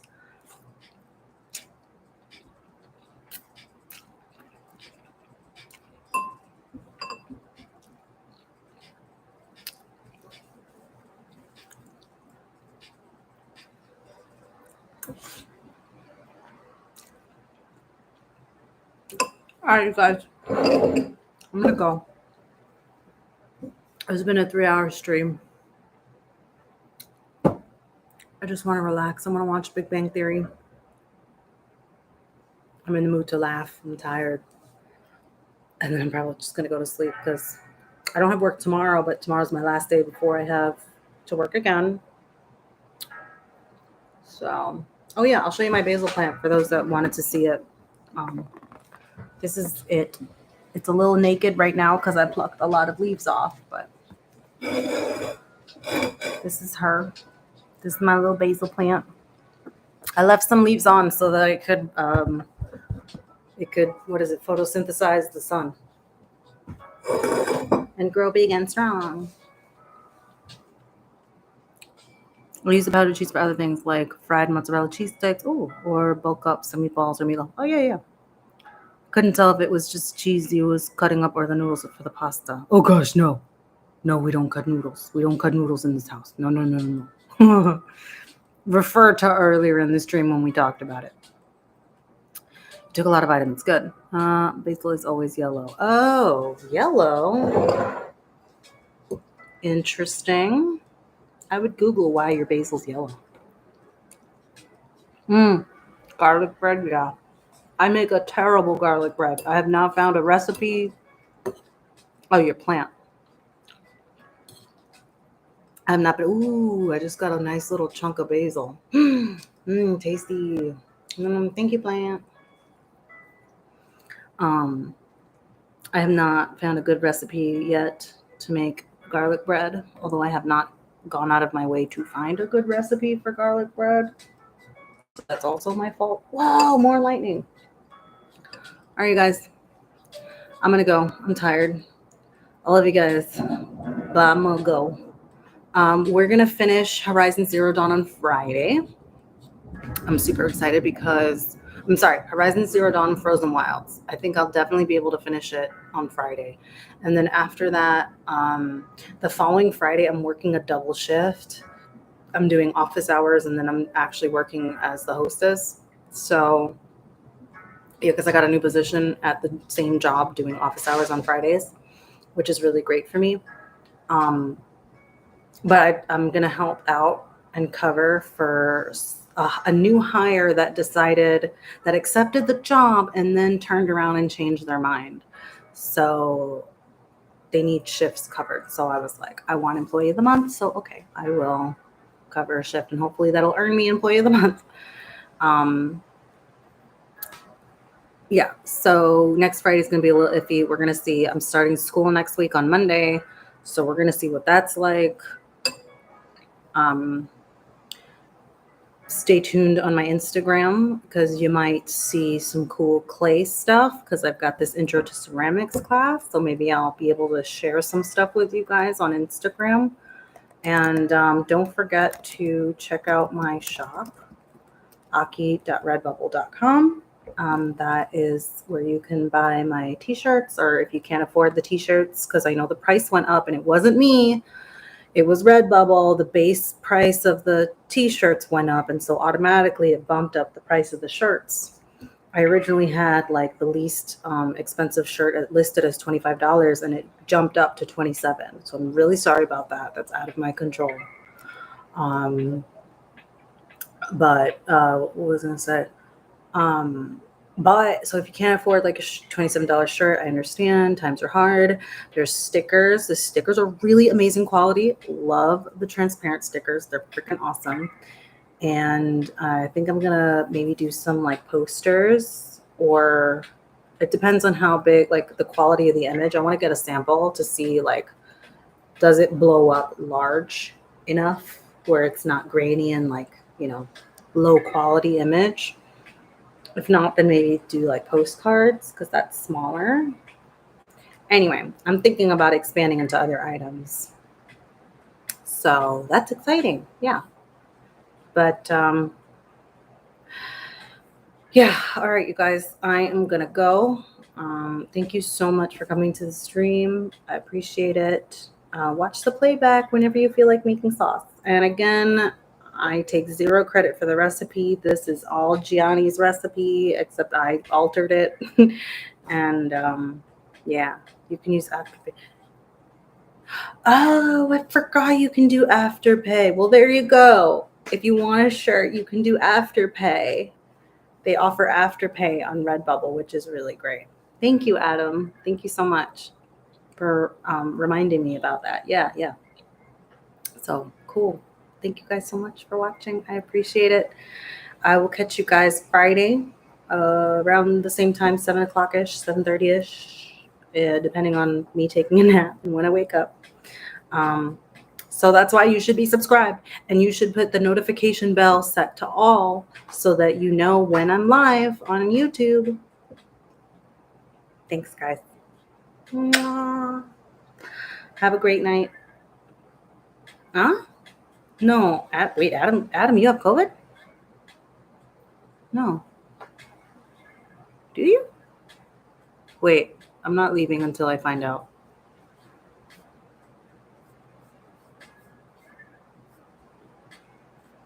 What? Whoa, massive lightning. Holy crap. Ooh, sound incoming. Whoa. It is like a light show outside.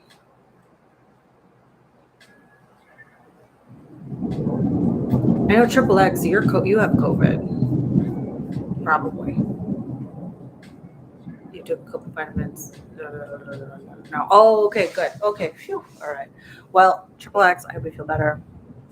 please take care of yourself. Monitor your symptoms. Call your talk to your doctor. Like, it's always good to be in communication with your doctor when you have COVID, because you never know. Like, they might have some recommendations. You might be able to get some monoclonal antibodies or something. Please reach out to your doctor. Let them know you have COVID, and like what you can do at home to minimize everything, like symptoms and stuff. Laugh for me because it hurts too much. Okay, well, that's good out of me. All right, you guys, have a great night. I'll catch you guys on Friday to finish Horizon Zero Dawn Frozen Wilds. Bye. Thanks for coming to the stream. We'll do another cooking stream sometime soon in the future. Got to figure out which recipe I want to do for you guys. Maybe we'll do something new and we'll try something new together. Yeah. All right. Bye.